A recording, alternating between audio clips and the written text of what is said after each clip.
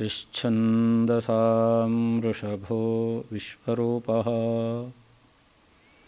छन्दोभ्योऽध्यमृतात् सम्बभूव समेन्द्रो मेधया स्पृणोतु ओष्ठापिधानानकुलीदन्तैः परिवृता पविः सर्वस्यैवाच ईशाना चारुमामिह वादयेत् योऽन्तः प्रविश्य मम वाचमिमां प्रसुप्तां सञ्जीवयत्यखिलशक्तिधरस्वधाम्ना अन्यांश्च हस्तचरणश्रवणत्वगादीन् प्राणान्नमो भगवते पुरुषाय तुभ्यम् यस्माद् ब्रह्मेन्द्ररुद्रादिदेवतानां श्रेयोऽपि च ज्ञानस्फूर्तिः सदा तस्मै हरये गुरवे नमः। सर्वमङ्गलमाङ्गल्ये शिवे सर्वार्थसाधिके शरण्ये त्र्यम्बके देवी नारायणि नमोऽस्तु ते। बुद्धिर्बलं यशोधैर्यं निर्भयत्वम् अरोगता अजाड्यं वाक्पटुत्वञ्च हनूमस्मरणाद् भवेत्। लसतु श्रीमदानन्दतीर्थेन्दुर्नो हृदम्बरे यद्वचश्चन्द्रिका स्वान्तसन्तापं विनिकृन्तति। भवति यदनुभावादेडमुकोऽपि वाग्मी जडमतिरपि जन्तुर्जायते प्राज्ञमौलिः सकलवचनचेतो देवता भारती सा मम वचसि निधत्तां सन्निधिं मानसे च। आपादमौलिपर्यन्तं गुरूणाम् आकृतिं स्मरेत् तेन विघ्नाः प्रणश्यन्ति सिद्ध्यन्ति च मनोरथाः। चित्रैः पदैश्च गम्भीरैर्वाक्यैर्मानैरखण्डितैः गुरुभावं व्यञ्जयन्ती भाति श्रीजयतीर्थवाक्। अर्थिकल्पितकल्पोऽयं प्रत्यर्थिगजकेसरी व्यासतीर्थगुरुर्भूयादस्मदिष्टार्थसिद्धये। तपो विद्याविरक्त्यादि सद्गुणौघाकरानहं वादिराजगुरून् वन्दे हयग्रीवपदाश्रयान्। दुर्वादिध्वान्तरवये वैष्णवेन्दीवरेन्दवे श्रीराघवेन्द्रगुरवे नमोऽत्यन्तदयालवे। अनवद्यात्मचारित्र्यं वादिखद्योतभास्करं विद्यामान्यगुरुं वन्दे विद्याविद्योतभास्वरम्। ज्ञानसद्भक्तिवैराग्यलक्ष्मीभिः परिरम्भितः विश्वेशो हृदये स्थित्वा वाग्व्यापारं करोतु मे। तपस्वाध्यायशुश्रूषा कृष्णपूजारतं मुनिं विश्वेशमिष्टदं वन्दे परिव्राट्चक्रवर्तिनं। श्रीगुरुभ्यो नमः। हरिः ओम्। हयग्रीव हयग्रीव हयग्रीवेति यो वदेत् तस्य निस्सरते वाणी जह्नुकन्या प्रवाहवत्। नारायणं नमस्कृत्य नरं चैव नरोत्तमं देवीं सरस्वतीं व्यासं ततो जयमुदीरयेत्। तपस्वाध्यायनिरतं तपस्वी वाग्विदाम्बरं नारदं परिपप्रच्छ वाल्मीकिः मुनिपुङ्गवम्। स्वस्त्यस्तु समस्तजगताम् अशेषसन्मङ्गलानि भवन्तु। ಶತಾನಂದ ಮಹರ್ಷಿಗಳು ರಾಮಲಕ್ಷ್ಮಣರಿಗೆ ಮಿಥಿಲಾಪಟ್ಟಣದಲ್ಲಿ ವಿಶ್ವಾಮಿತ್ರ ಋಷಿಗಳು ಬ್ರಹ್ಮರ್ಷಿಯಾದಂತಹ ಆ ಕ್ರಮವನ್ನು ಅವರು ಮಾಡಿದ ತಪಸ್ಸಿನ ವಿಶೇಷವಾದಂತಹ ಸಾಧನೆಯನ್ನು ವರ್ಣನೆ ಮಾಡ್ತಾ ಇದ್ದಾರೆ. ಹಿಂದೆ ವಿಶ್ವಾಮಿತ್ರ ಋಷಿಗಳು ತಾವು ತಪಸ್ಸನ್ನು ಮಾಡಿ ಆ ತಪಸ್ಸಿನ ಪ್ರಭಾವದಿಂದ ಏನು ಒಂದು ಮಂತ್ರ ಸಿದ್ಧಿಯನ್ನು ಪಡೆದಿದ್ದಾರೆ, ಆ ಮಂತ್ರದ ಸಿದ್ಧಿಯ ಫಲವಾಗಿ ಶುನಶ್ಶೇಪನನ್ನು ಅಂಬರೀಷ ಮಾಡುವಂತಹ ಯಜ್ಞದಿಂದ ಉಳಿಸಿದರು. ಶುನಶ್ಶೇಪನಿಗೆ ಮಂತ್ರವನ್ನು ಉಪದೇಶ ಮಾಡಿ ಆ ಮಂತ್ರದ ಶಕ್ತಿಯಿಂದಾಗಿ ಶುನಶ್ಶೇಪ ಇಂದ್ರನಿಂದ ಅನುಗೃಹೀತನಾಗಿ ಅವನು ದೀರ್ಘಾಯುಷ್ಯವನ್ನು ಪಡೆದ ಎಂಬುದಾಗಿ ಹಿಂದೆ ಕಥೆಯನ್ನು ನಾವು ಮನನ ಮಾಡಿದ್ದೆವು. ಪುನಃ ಆ ವಿಶ್ವಾಮಿತ್ರ ಋಷಿಗಳು ಪುಷ್ಕರ ಕ್ಷೇತ್ರದಲ್ಲಿ ತಪಸ್ಸನ್ನು ಮಾಡ್ತಾ ಇದ್ದಾರೆ. ತಪಸ್ಸು ಮಾಡುವಾಗ 1000 ವರ್ಷಗಳು ಕಳೆದಿದೆ. ದೇವತೆಗಳು ಬಂದು ವಿಶ್ವಾಮಿತ್ರ ಋಷಿಗಳನ್ನು ಅನುಗ್ರಹಿಸ್ತಾ ಇದ್ದಾರಂತೆ.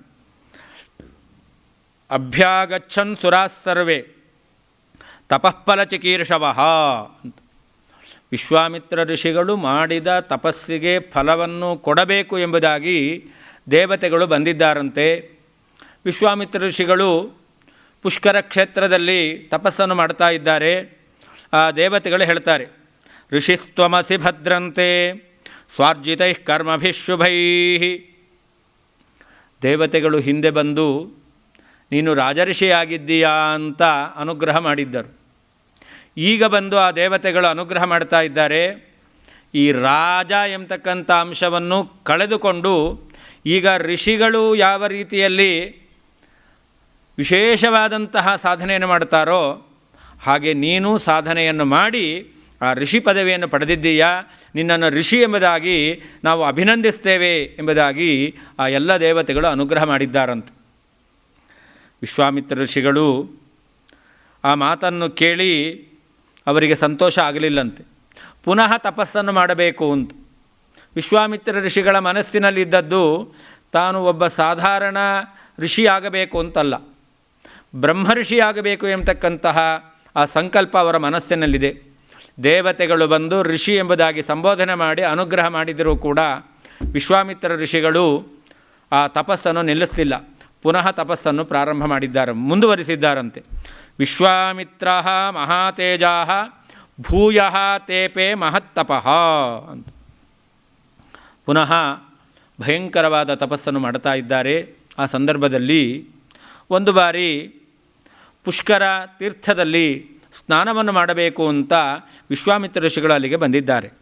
ಬಂದಾಗ ಆ ಸರೋವರದಲ್ಲಿ ವಿಶ್ವಾಮಿತ್ರ ಋಷಿಗಳು ಮೇನಕಾ ಎಂಬತಕ್ಕಂತಹ ಆ ಸ್ತ್ರೀಯನ್ನು ನೋಡ್ತಾ ಇದ್ದಾರೆ. ರೂಪೇಣ ಅಪ್ರತಿಮಾಂ ತತ್ರ ವಿದ್ಯುತಂ ಜಲದೇ ಯಥಾ ಅಂತ. ನೀರಿನಲ್ಲಿ ಮಿಂಚು ಯಾವ ರೀತಿಯಲ್ಲಿ ಹೊಳೆಯುತ್ತೋ ಹಾಗೆ ಆ ಮೇನಕ ಅವಳು ನೀರಿನಲ್ಲಿ ನಿಂತಾಗ ಅವಳ ತೇಜಸ್ಸು, ವರ್ಚಸ್ಸು, ಕಾಂತಿ, ಅವಳ ಸೌಂದರ್ಯ, ಲಾವಣ್ಯ ಇದೆಲ್ಲವೂ ಕೂಡ ಅವರಿಗೆ ಥಳಥಳ ಅಂತ ಹೊಳೆದು ಅಲ್ಲಿ ಕಾಣಿಸ್ತಾ ಇದೆಯಂತೆ. ಅವಳ ವಿಶಿಷ್ಟವಾಗಿರ್ತಕ್ಕಂತಹ ಸೌಂದರ್ಯಾದಿಗಳನ್ನು ವಿಶ್ವಾಮಿತ್ರ ಋಷಿಗಳು ನೋಡ್ತಾ ಇದ್ದಾರೆ. ನೋಡಿ, ಅಪ್ಸರ ಸ್ವಾಗತಂತೇಸ್ತು ವಸಚೇಹ ಮಮಾಶ್ರಮೇ. ವಿಶ್ವಾಮಿತ್ರ ಋಷಿಗಳು ಹೇಳ್ತಾರೆ ಮೇನಕೆಗೆ, ಅಮ್ಮ ನಿನಗೆ ಸ್ವಾಗತ. ನೀನು ಸಾಧಾರಣ ಸ್ತ್ರೀ ಅಂತ ನನಗೆ ಅನ್ನಿಸ್ತಾ ಇಲ್ಲ. ನಿನ್ನ ಈ ದೇಹದ ಸೌಂದರ್ಯ ಲಾವಣ್ಯಗಳನ್ನು ನೋಡಿದರೆ ನೀನು ಅಪ್ಸರಾ ಸ್ತ್ರೀಯೇ ಆಗಿರಬೇಕು. ನೀನು ನನ್ನ ಆಶ್ರಮದಲ್ಲಿ ವಾಸ ಮಾಡು, ನನ್ನ ಜೊತೆಯಲ್ಲಿ ನೀನು ಸಂತೋಷದಿಂದ ಕಾಲ ಕಳೆಯಬಹುದು ಎಂಬುದಾಗಿ ಆ ವಿಶ್ವಾಮಿತ್ರ ಋಷಿಗಳು ಅನುಗೃಹೀಶ್ವ ಭದ್ರಂತೆ ಮದನೇನ ಸುಮೋಹಿತಂ ಅಂತ.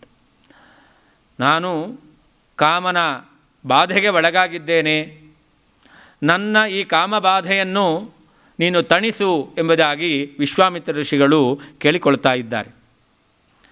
ಹೀಗೆ ವಿಶ್ವಾಮಿತ್ರ ಋಷಿಗಳ ಅಪೇಕ್ಷೆಯನ್ನು ಮನ್ನಿಸಿ ಅಪ್ಸರಾ ಮೇನಕ ಅವಳು ವಿಶ್ವಾಮಿತ್ರ ಋಷಿಗಳ ಆಶ್ರಮದಲ್ಲಿ ವಾಸ ಮಾಡ್ತಾ ಇದ್ದಾಳೆ.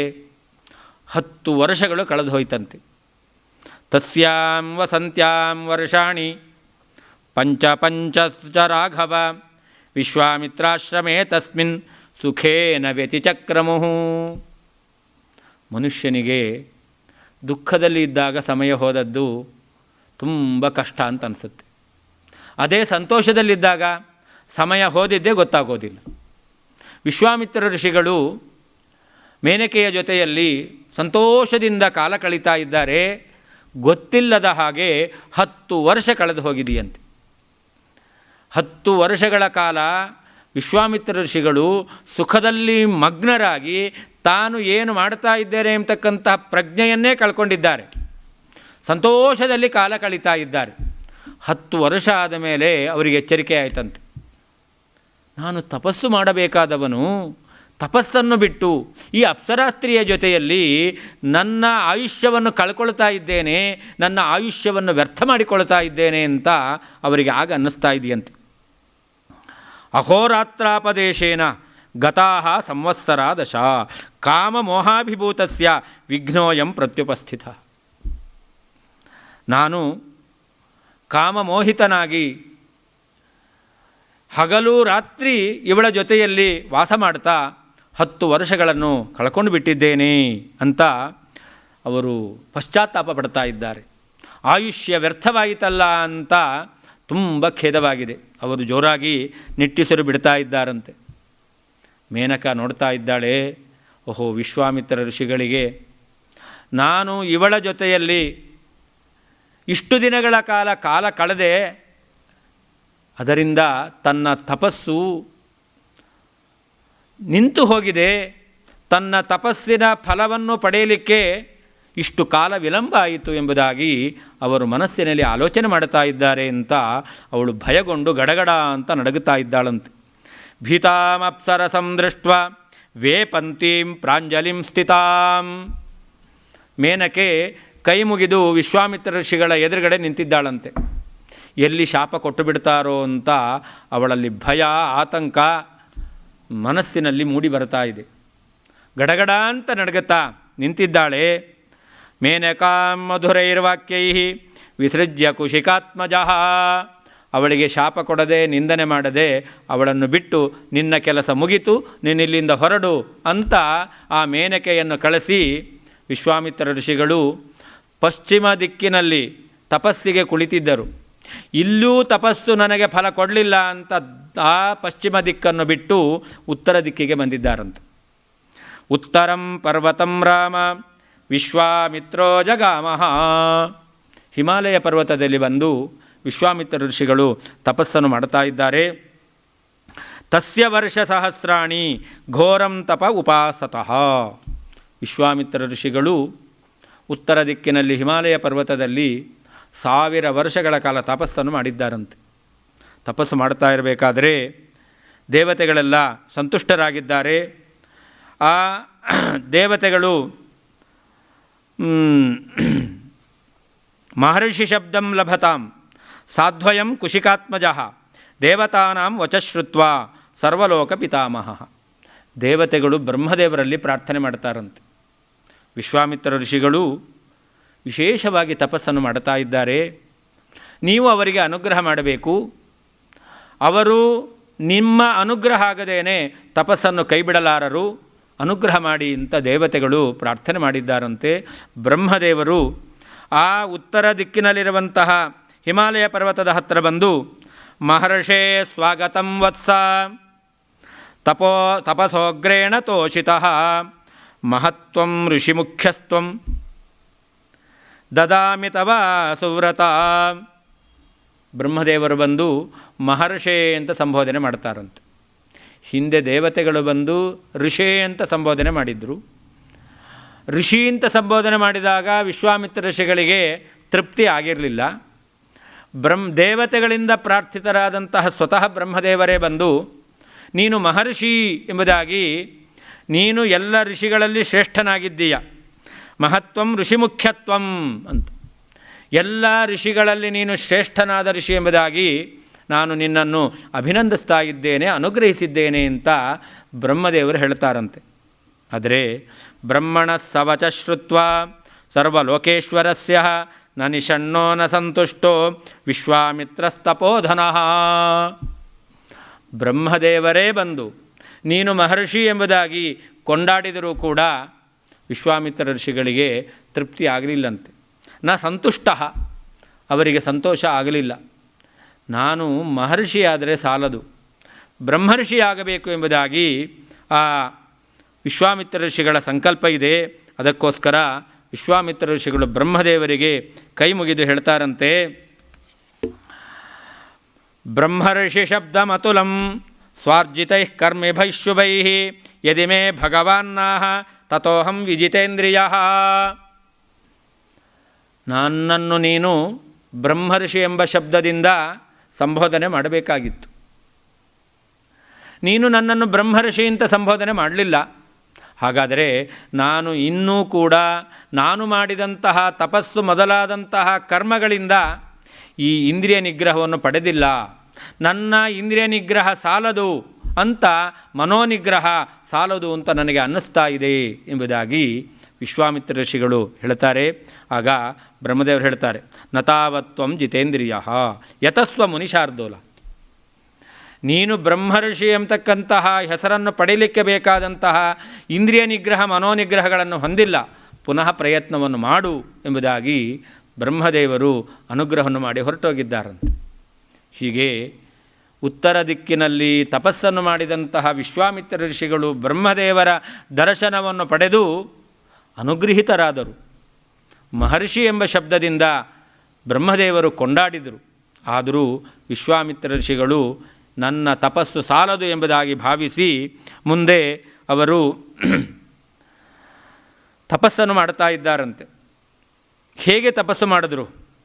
ಬ್ರಹ್ಮದೇವರು ಹೇಳಿದ ಹಾಗೆ ತಪಸ್ಸನ್ನು ಮುಂದುವರಿಸ್ತಾ ಇದ್ದಾರೆ.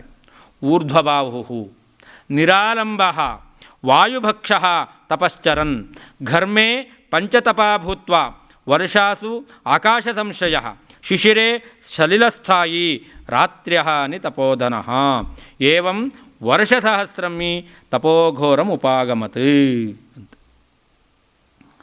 ವಿಶ್ವಾಮಿತ್ರ ಋಷಿಗಳು ಎರಡು ಕೈಯನ್ನು ಮೇಲೆ ಎತ್ತಿಕೊಂಡು ಹಿಡ್ಕೊಂಡಿದ್ದಾರಂತೆ. ಎತ್ತಿ ಹಿಡಿದಿದ್ದಾರೆ ಕೈಗಳನ್ನು. ಕೇವಲ ಒಂದು ಕಾಲಿನಲ್ಲಿ ನಿಂತಿದ್ದಾರಂತೆ. ನಿರಾಲಂಬ, ಯಾವುದನ್ನೂ ಹಿಡ್ಕೊಂಡಿಲ್ಲ, ಆಶ್ರಯಿಸಿಕೊಂಡಿಲ್ಲ. ಹೀಗೆ ಒಂಟಿ ಕಾಲಿನಲ್ಲಿ ನಿಂತು ಎರಡು ಕೈಗಳನ್ನು ಎತ್ತಿ ತಪಸ್ಸು ಮಾಡ್ತಾ ಇದ್ದಾರೆ. ಯಾವ ರೀತಿಯಾದ ಆಹಾರವನ್ನು ಸ್ವೀಕಾರ ಮಾಡ್ತಾ ಇಲ್ಲ. ವಾಯುಭಕ್ಷ, ಕೇವಲ ಉಸಿರಾಟ ಮಾತ್ರ, ಗಾಳಿಯನ್ನು ಸ್ವೀಕಾರ ಮಾಡ್ತಾ ಇದ್ದಾರೆ. ಆಹಾರ ಇಲ್ಲ, ನೀರಿಲ್ಲ, ಏನೂ ಇಲ್ಲದ ಹಾಗೆ ಅವರು ತಪಸ್ಸನ್ನು ಮಾಡ್ತಾ ಇದ್ದಾರಂತೆ.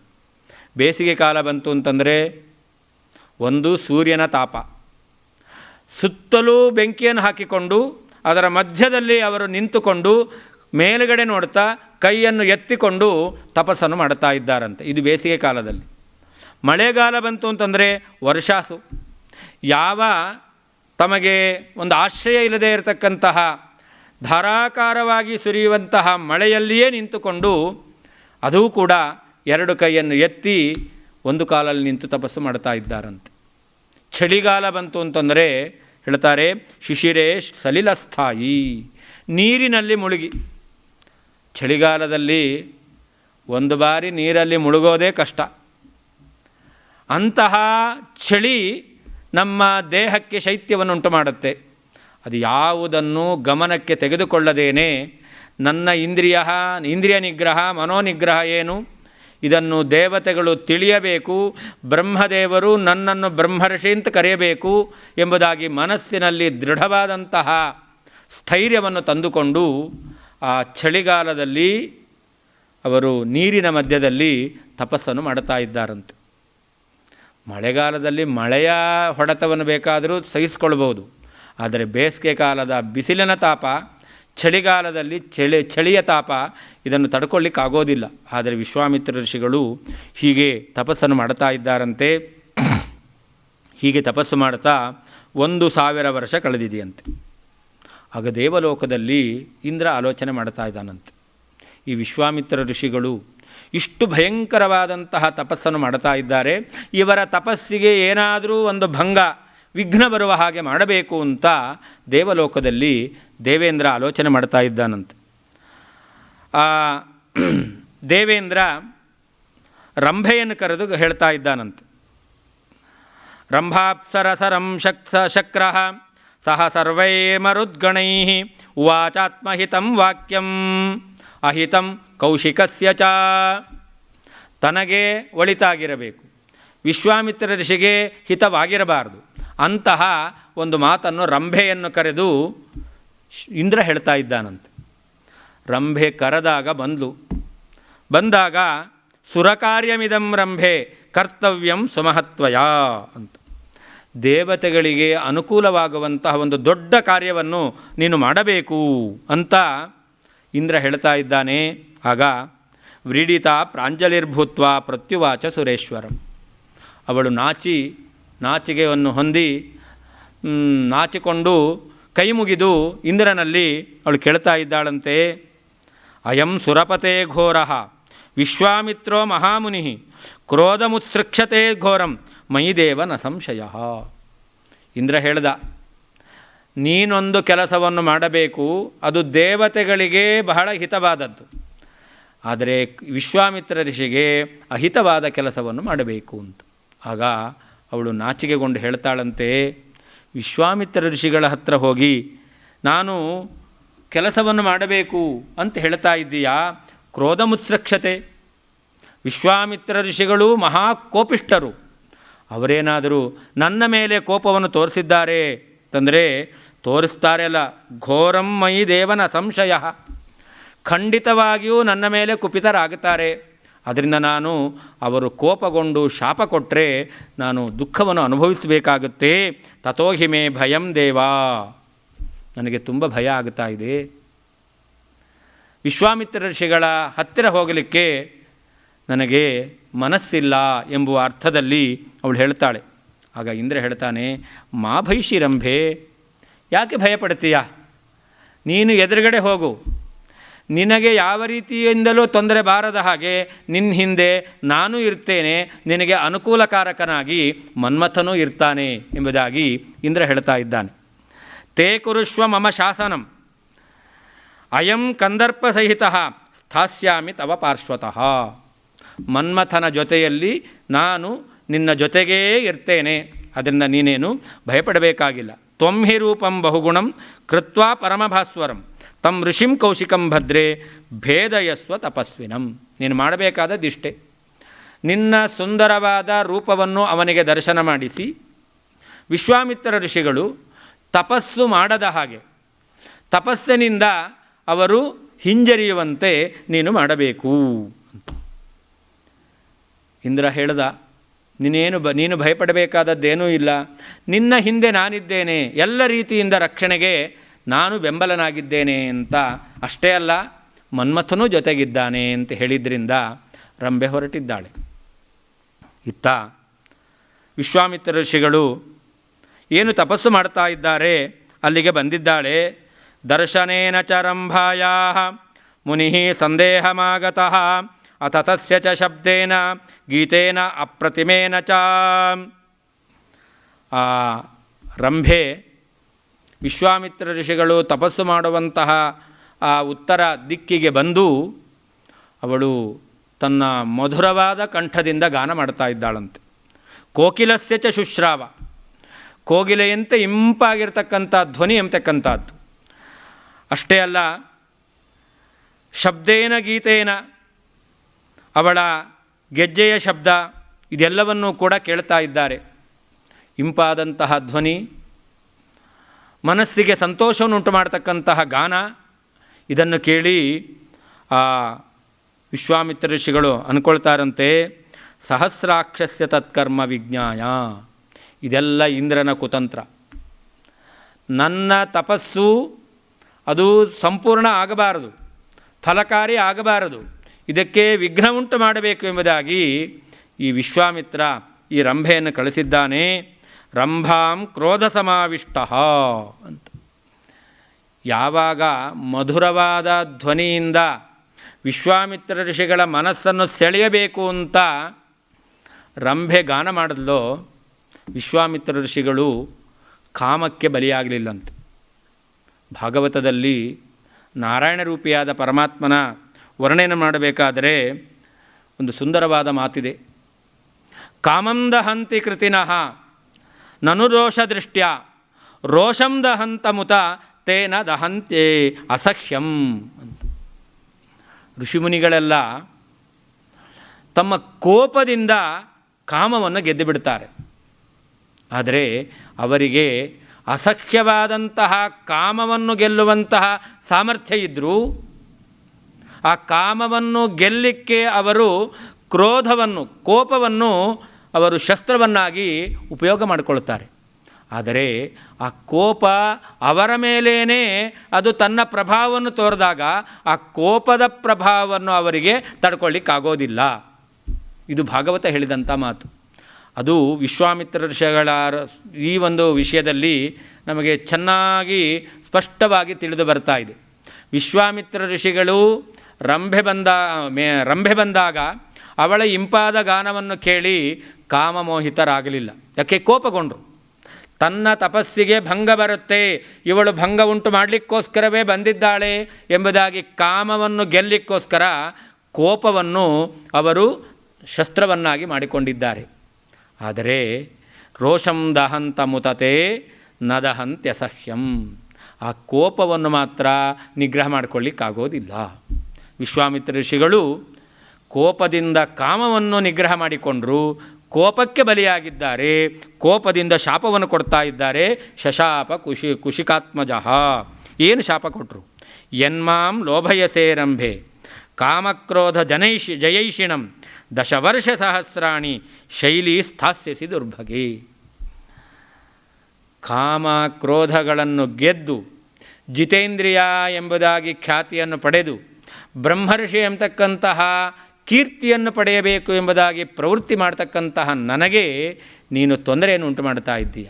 ಆದ್ದರಿಂದ ನೀನು ದಶವರ್ಷ ಸಹಸ್ರಾಣಿ 10,000 ವರ್ಷಗಳ ಕಾಲ ಕಲ್ಲಾಗಿರುವ ಭೂಮಿಯಲ್ಲಿ ಅಂತ ಶಾಪವನ್ನು ಕೊಟ್ಟಿದ್ದಾರೆ. ನಿನ್ನ ಸ್ತ್ರೀ ದೇಹ, ಆ ಸ್ತ್ರೀ ದೇಹದಲ್ಲಿ ಸೌಂದರ್ಯ ಲಾವಣ್ಯ ತಾರುಣ್ಯಗಳಿದ್ದಾಗ ನೀನು ಇನ್ನೊಬ್ಬರನ್ನು ಮೋಹಗೊಳಿಸಬಹುದು. ಆದರೆ ನಿನ್ನ ಶರೀರವೇ ಕಲ್ಲಾಯಿತು ಅಂತಂದರೆ ಅಂತಹ ಕಲ್ಲಾದ ಶರೀರದಿಂದ ಯಾರನ್ನೂ ನೀನು ಮೋಹಿಸಲಿಕ್ಕೆ ಸಾಧ್ಯ ಇಲ್ಲ. ತಪಸ್ವಿಯಾದ ನನ್ನನ್ನು ಮೋಹಿಸಬೇಕು ಅಂತ ಬಂದಿರತಕ್ಕಂತಹ ನೀನು ಕಲ್ಲಾಗು ಎಂಬುದಾಗಿ ಶಾಪವನ್ನು ಕೊಡ್ತಾರೆ. ಕಾಮವನ್ನೇನೋ ಗೆದ್ದರು, ಆದರೆ ಕೋಪದಿಂದ ತಮ್ಮ ತಪಸ್ಸಿನ ಎಲ್ಲ ಪುಣ್ಯವನ್ನು ಕಳ್ಕೊಂಡಿದ್ದಾರೆ. ಕೋಪೇನ ಸುಮಹಾತೇಜಾ ತಪೋಪಹರಣೆ ಕೃತೆ ಇಂದ್ರಿಯೈರಜಿತೈರಾಮ ನಲೇಭೆ ಶಾಂತಿಮಾತ್ಮನಃ.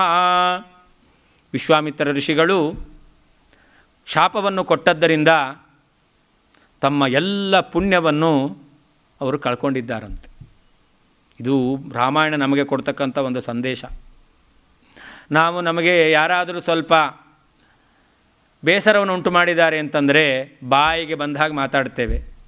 ಹಾಗಾಗಲಿ ಹೀಗಾಗಲಿ ಇಂಥದ್ದು ಆಗುತ್ತೋ ಬಿಡುತ್ತೋ ಬೇರೆ, ಅಂತೂ ನಾವು ಬಾಯಿಂದ ಆಡಬಾರದ ಶಬ್ದಗಳನ್ನು ನಾವು ಆಡ್ತೇವೆ. ನಮ್ಮ ಬಾಯಿಂದ ಇನ್ನೊಬ್ಬರನ್ನು ನಿಂದನೆ ಮಾಡ್ತಕ್ಕಂತಹ ಶಬ್ದಗಳು ಪುಂಖಾನುಪುಂಖವಾಗಿ ಬರುತ್ತೆ. ಯಾರಿಗೆ ನಾವು ಕೆಟ್ಟದಾಗಲಿ ಅಂತ ಬಯಸ್ತೇವೋ ಅವರಿಗೆ ಕೆಟ್ಟದಾಗಬಹುದು. ಜಾಗೃತೆಯಿಂದ ನಾವು ಯೋಚನೆ ಮಾಡಬೇಕು. ಅವರಿಗೆ ಕೆಟ್ಟದಾಯಿತು ಅಂತ ಸಂತೋಷ ಪಡೋದಲ್ಲ, ನಾವು ಕಷ್ಟಪಟ್ಟು ಸಂಪಾದನೆ ಮಾಡಿದ ಪುಣ್ಯ ನಾಶವಾಗಿ ಹೋಗುತ್ತೆ. ಹಾಗಾದರೆ ಇನ್ನೊಬ್ಬರಿಗೆ ಕೆಡಕನ್ನು ಬಯಸ್ತೇವೆ ಅಂತಂದರೆ ಅದರಿಂದ ನಮ್ಮ ಪುಣ್ಯ ಹ್ರಾಸ ಆಗುತ್ತೆ ಅಂತಕ್ಕಂಥದ್ದನ್ನು ನಾವು ತಲೆಯಲ್ಲಿ ಇಟ್ಕೊಂಡಿದ್ದೇವೆ ಅಂತಂದರೆ ನಮ್ಮ ಬಾಯಿಂದ ಯಾವತ್ತೂ ಕೂಡ ಕೆಟ್ಟ ಮಾತು ಬರಲಿಕ್ಕೆ ಸಾಧ್ಯವೇ ಇಲ್ಲ. ಶಾಸ್ತ್ರದಲ್ಲಿ ನಮ್ಮ ಮಾತಿಗೆ ಇಂದ್ರಿಯಾಭಿಮಾನಿ ದೇವತೆ ಇದ್ದಾರೆ. ನಾವು ಮಾತಾಡಬೇಕು ಅಂತಂದರೆ ನಾವು ಮಾತಾಡೋದಲ್ಲ, ಈ ವಾಗೀಂದ್ರಿಯಕ್ಕೆ ಅಭಿಮಾನಿಯಾದಂಥ ದೇವತೆ ನಮ್ಮಲ್ಲಿ ನಿಂತು ನಮ್ಮಿಂದ ಮಾತಾಡಿಸ್ತಾನೆ. ಆ ವಾಗಭಿಮಾನಿಯಾದ ದೇವತೆಗೂ ಮುಖ್ಯ ಪ್ರಾಣ, ಅವನಿಗೂ ಪರಮಾತ್ಮ ನಿಯಾಮಕನಾಗಿದ್ದಾನೆ. ಹೌದು, ಅಂತೂ ನಮ್ಮ ವಾಗೀಂದ್ರಿಯ ಕೆಲಸ ಮಾಡಬೇಕು ಅಂತಂದರೆ ಆ ಭಗವಂತ ಮುಖ್ಯಪ್ರಾಣನಿಂದ ನಿಯಮ್ಯನಾದ ಪ್ರೇರಿತನಾದ ದೇವತೆ ಕೆಲಸ ಮಾಡಬೇಕು. ಆ ದೇವತೆ ಯಾರು? ವಾಗೀಂದ್ರಿಯಾಭಿಮಾನಿಯಾದ ದೇವತೆ ಅಗ್ನಿ. ಅಗ್ನಿ ಕೆಲಸ ಏನು? ಸುಡುವಂಥ ಕೆಲಸ. ಹಾಗಾದರೆ ನಮ್ಮ ಬಾಯಿಂದ ಶಬ್ದ ಬರುವಂತೆ ನೇಮನ ಮಾಡಿದಂತಹ ಅಗ್ನಿ ನಮ್ಮ ಬಾಯಿಂದ ಶಬ್ದ ಬಂತು ಅಂತಂದರೆ ಸುಡೋದಂತೂ ಗ್ಯಾರಂಟಿ. ಏನು ಸುಡ್ತಾನೆ? ನಾವು ಒಳ್ಳೆ ಮಾತಾಡಿದ್ರೆ ನಮ್ಮ ಪಾಪವನ್ನು ಸುಡ್ತಾನೆ, ನಾವು ಕೆಟ್ಟ ಮಾತಾಡಿದ್ರೆ ನಮ್ಮ ಪುಣ್ಯವನ್ನು ಸುಡ್ತಾನೆ. ಹಾಗಾದರೆ ನಮ್ಮ ಬಾಯಿಂದ ಒಂದು ಮಾತು ಬಂದಿದೆ ಅಂತಾದರೆ, ಅದು ಯೋಗ್ಯವಾದ ಮಾತು ಅಂತಾದರೆ, ಇನ್ನೊಬ್ಬರಿಗೆ ಸ್ವೀಕಾರ ಮಾಡಲಿಕ್ಕೆ ಯೋಗ್ಯವಾದ ಮಾತು ಅಂತಾದರೆ ಆಗ ನಮ್ಮ ಪಾಪ ಎಂಬತಕ್ಕಂಥದ್ದು ಸುಟ್ಟು ಹೋಯಿತು. ಅದೇ ನಾವು ಇನ್ನೊಬ್ಬರಿಗೆ ಮನಸ್ಸಿಗೆ ಆಘಾತವನ್ನು ಉಂಟು ಮಾಡತಕ್ಕಂಥ ಶಬ್ದವನ್ನು ನುಡಿದಿದ್ದೇವೆ ಅಂತಂದರೆ ಅದೇ ಬಾಯಿಂದ ಬಂದಿರುವಂಥ ಶಬ್ದ ಅದು ಅಗ್ನಿ ಅಭಿಮಾನಿಯಾದ ದೇವತೆಯಾಗಿದ್ದಾನೆ. ಆದ್ದರಿಂದ ಅದು ಪುಣ್ಯವನ್ನು ಹ್ರಾಸ ಮಾಡುತ್ತೆ. ಹೀಗೆ ಅಗ್ನಿಯಿಂದ ಅಭಿಮನ್ಯಮಾನವಾದಂತಹ ಇಂದ್ರಿಯದಿಂದ ಬರತಕ್ಕಂತಹ ಶಬ್ದಗಳು ನಮ್ಮಲ್ಲಿ ಯಾವ ರೀತಿಯಾದಂತಹ ಪರಿಣಾಮವನ್ನು ಬೀರ್ತಾವೆ ಅನ್ನೋದನ್ನು ನಾವು ಜಾಗೃತೆಯಿಂದ ತಿಳಿದು ಶಬ್ದವನ್ನು ಉಚ್ಚಾರಣೆ ಮಾಡಬೇಕು. ಆ ವಿಶ್ವಾಮಿತ್ರ ಋಷಿಗಳು ಕುಪಿತರಾಗಿ ಬಾಯಿಂದ ಶಾಪವನ್ನು ಕೊಟ್ಟಿದ್ದಾರೆ. ಅವರ ಪುಣ್ಯ ಹ್ರಾಸವಾಗಿ ಹೋಗಿದೆಯಂತೆ. ಪುನಃ ಉತ್ತರ ದಿಕ್ಕನ್ನು ಬಿಟ್ಟು ವಿಶ್ವಾಮಿತ್ರ ಋಷಿಗಳು ಪೂರ್ವ ದಿಕ್ಕನ್ನು ಸಮೀಪಿಸಿ ಅಲ್ಲಿ ತಪಸ್ಸನ್ನು ಮಾಡ್ತಾ ಇದ್ದಾರೆ. ಪೂರ್ವಾಂ ದಿಶಮನುಪ್ರಾಪ್ಯ ತಪಸ್ತೇಪೇ ಸುದಾರುಣಂ ಮೌನಂ ವರ್ಷಸಹಸ್ರಸ್ಯ ಕೃತ್ವಾ ವ್ರತಮನುತ್ತಮಂ. 1000 ವರ್ಷಗಳ ಕಾಲ ವಿಶ್ವಾಮಿತ್ರ ಋಷಿಗಳು ಪುನಃ ಪೂರ್ವ ದಿಕ್ಕಿನಲ್ಲಿ ತಪಸ್ಸನ್ನು ಮಾಡ್ತಾ ಇದ್ದಾರಂತೆ. ಮೌನಂ ಅಂತ, ಒಂದೂ ಮಾತಾಡದ ಹಾಗೆ, ಮಾತಾಡಿದ್ರೆ ತಾನೇ ತನ್ನ ಬಾಯಿಂದ ಕೋಪ, ಶಾಪ ಇಂತಹ ಎಲ್ಲ ಮನಸ್ಸಿನ ಪ್ರಭಾವಕ್ಕೆ ಒಳಗಾಗಿರ್ತಕ್ಕಂತಹ ಮಾತುಗಳು ಬರಬಹುದು. ಮೌನದಿಂದ ಇದ್ದರೆ ಆಗ ಕೋಪದಿಂದ ಶಾಪದ ಮಾತೇ ಇಲ್ಲ. ಅದರಿಂದಾಗಿ ತನ್ನ ಪುಣ್ಯ ಹ್ರಾಸ ಆಗೋದಿಲ್ಲ ಎಂಬುದಾಗಿ ವಿಶ್ವಾಮಿತ್ರ ಋಷಿಗಳು ಮನಗಂಡು ಅವರು ಮೌನವನ್ನು ವಹಿಸಿ ತಪಸ್ಸನ್ನು ಮಾಡ್ತಾ ಇದ್ದಾರಂತೆ. ಚಕಾರ ಪ್ರತಿಮಂ ರಾಮ ತಪಃ ಪರಮ ದುಷ್ಕರಂ. ಅಪ್ರತಿಮಂ, ಅಸದೃಶವಾದಂಥ ಅನುಪಮವಾಗಿರ್ತಕ್ಕಂತಹ ಶ್ರೇಷ್ಠವಾದ ತಪಸ್ಸನ್ನು ಪರಮ ದುಷ್ಕರಂ, ಅತ್ಯಂತ ಸಾಹಸಯುಕ್ತವಾಗಿರ್ತಕ್ಕಂಥ ತಪಸ್ಸನ್ನು ಅವರು ಮಾಡ್ತಾ ಇದ್ದಾರೆ. ಹೀಗೆ 1000 ವರ್ಷಗಳ ತಪಸ್ಸು ಎಂಬತಕ್ಕಂಥದ್ದು ಮುಗಿದಿದೆ. ಅನ್ನ ಆಹಾರಾದಿಗಳನ್ನು ಬಿಟ್ಟು ತಪಸ್ಸನ್ನು ಮಾಡಿದ್ದಾರೆ. 1000 ವರ್ಷ ಕಳೆದ ಮೇಲೆ ತಾವು ಆಹಾರವನ್ನು ಸ್ವೀಕಾರ ಮಾಡಬೇಕು ಎಂಬುದಾಗಿ ಭೋಕ್ತುಮಾರಬ್ಧವಾನನ್ನಂ ತಸ್ಮಿನ್ ಕಾಲೇ ರಘುತ್ತಮ. ಒಂದು ದಿವಸ ಏಕಾದಶಿ ಉಪವಾಸ ಮಾಡಿದ್ರೆ ಮಾರನೇ ದಿವಸ ದ್ವಾದಶಿ ಪಾರಣೆ ಎಷ್ಟೊತ್ತಿಗೆ ಅಂತ ನಾವು ಕಾಯ್ತಿರ್ತೇವೆ. 1000 ವರ್ಷಗಳ ಕಾಲ ಉಪವಾಸ ತಪಸ್ಸನ್ನು ಮಾಡಿದ್ದಾರೆ. ಮುಂದೆ 1000 ವರ್ಷ ಕಳೆದ ಮೇಲೆ ಆಹಾರ ಸ್ವೀಕಾರ ಮಾಡಬೇಕು ಅಂತ ಕುಳಿತಿದ್ದಾರೆ. ಆ ಸಂದರ್ಭದಲ್ಲಿ ಒಬ್ಬ ಬ್ರಾಹ್ಮಣ ಬರ್ತಾ ಇದ್ದಾನಂತೆ. ಯಾರು ಬ್ರಾಹ್ಮಣ? ಇಂದ್ರೋ ದ್ವಿಜಾತಿರ್ಭೂತ್ವಾತಂ ಸಿದ್ಧಮನ್ನಮಯಾಚತ. ಎಲೆ ಮುಂದೆ ಕೂತು ಆ ಎಲೆಯಲ್ಲಿ ತಿನ್ನಬೇಕಾದ ಪದಾರ್ಥಗಳನ್ನು ಹಾಕಿಕೊಂಡು ಇನ್ನೇನು ಆ ಪದಾರ್ಥವನ್ನು ಅಭಿಮಂತ್ರಿಸಿ ಸ್ವೀಕಾರ ಮಾಡಬೇಕು. ಅಷ್ಟೊತ್ತಿಗೆ ಇಂದ್ರ ಬ್ರಾಹ್ಮಣ ರೂಪದಲ್ಲಿ ಬಂದು ಭಿಕ್ಷಾಂ ದೇಹಿ ಎಂಬುದಾಗಿ ಬೇಡ್ತಾ ಇದ್ದಾನಂತೆ. ವಿಶ್ವಾಮಿತ್ರ ಋಷಿಗಳು ಆಲೋಚನೆ ಮಾಡುತ್ತಾರೆ. ಬ್ರಹ್ಮದೇವರು ಹೇಳಿದರು, ನೀನು ನತಾವತ್ವಂ ಜಿತೇಂದ್ರಿಯ ಅಂತ. ಬ್ರಹ್ಮರ್ಷಿ ಎಂಬುವಂತಹ ಹೆಸರನ್ನು ಪಡೆಯಲಿಕ್ಕೆ ಬೇಕಾದಂತಹ ಜಿತೇಂದ್ರಿಯತ್ವ, ಇಂದ್ರಿಯ ನಿಗ್ರಹ ನಿನ್ನಲ್ಲಿಲ್ಲ ಅಂತ. ಇಂದ್ರ ಕೇಳಿದಾಗ, ಒಬ್ಬ ಬ್ರಾಹ್ಮಣ ಕೇಳಿದಾಗ ನಾನು ನೀಡಲಿಲ್ಲ ಅಂತಾದರೆ, ಹಾಗಾದರೆ ಆ ಬ್ರಾಹ್ಮಣನಿಗೆ ಆತಿಥ್ಯವನ್ನು ನೀಡದೇನೆ ಅವನಿಗೆ ಕೊಡಬೇಕಾದ್ದನ್ನು ನಾನು ಸ್ವೀಕಾರ ಮಾಡಿದಂತೆ ಆಯಿತು. ಹಾಗಾದರೆ ನನ್ನ ಹಸಿವೆಯನ್ನು ನಾನು ನಿಗ್ರಹ ಮಾಡಿಕೊಳ್ಳಲಿಲ್ಲ, ಆದ್ದರಿಂದ ನಾನು ಜಿತೇಂದ್ರಿಯನಾಗಲಿಕ್ಕೆ ಸಾಧ್ಯ ಇಲ್ಲ ಅಂತ ಆಲೋಚನೆ ಮಾಡಿ ವಿಶ್ವಾಮಿತ್ರ ಋಷಿಗಳು ತಸ್ಮೈ ದತ್ವಾ ತದಾ ಸಿದ್ಧಂ ಸರ್ವಂ ವಿಪ್ರಾಯ ನಿಶ್ಚಿತಃ. ತನ್ನಲ್ಲಿ ತಿನ್ನಬೇಕು ಎಂಬತಕ್ಕಂತಹ ಅಪೇಕ್ಷೆ ಇಲ್ಲ, ಹಸಿವೆಯಾಗಿತ್ತು, ದೇಹಕ್ಕೆ ಆಹಾರ ಬೇಕು ಅಂತ ನಾನು ಸ್ವೀಕಾರ ಮಾಡಲಿಕ್ಕೆ ಹೊರಟಿದ್ದೆ. ಆದರೆ ಆ ಬ್ರಾಹ್ಮಣ ಕೇಳಿದಾಗ ನನ್ನ ಹಸಿವೆಯನ್ನು ನಿಗ್ರಹ ಮಾಡಿಕೊಂಡು ಬ್ರಾಹ್ಮಣನಿಗೆ ದಾನ ಮಾಡ್ತಕ್ಕಂತಹ ಆ ಬುದ್ಧಿ ಮನಸ್ಸು ನನ್ನಲ್ಲಿದೆ. ಆ ದೇಹವನ್ನು ಹಸಿವೆಯನ್ನು ತಡೆದುಕೊಳ್ಳುವಂತಹ ಸ್ಥೈರ್ಯ ತನ್ನಲ್ಲಿದೆ ಎಂಬುದಾಗಿ ಅವರು ದಾನವನ್ನು ಮಾಡಿದ್ದಾರಂತೆ. ನಿಶೇಷಿತೇನ್ನೇ ಭಗವಾನ್ ಅಭುಕ್ತೈವ ಮಹಾತಪಾಹ.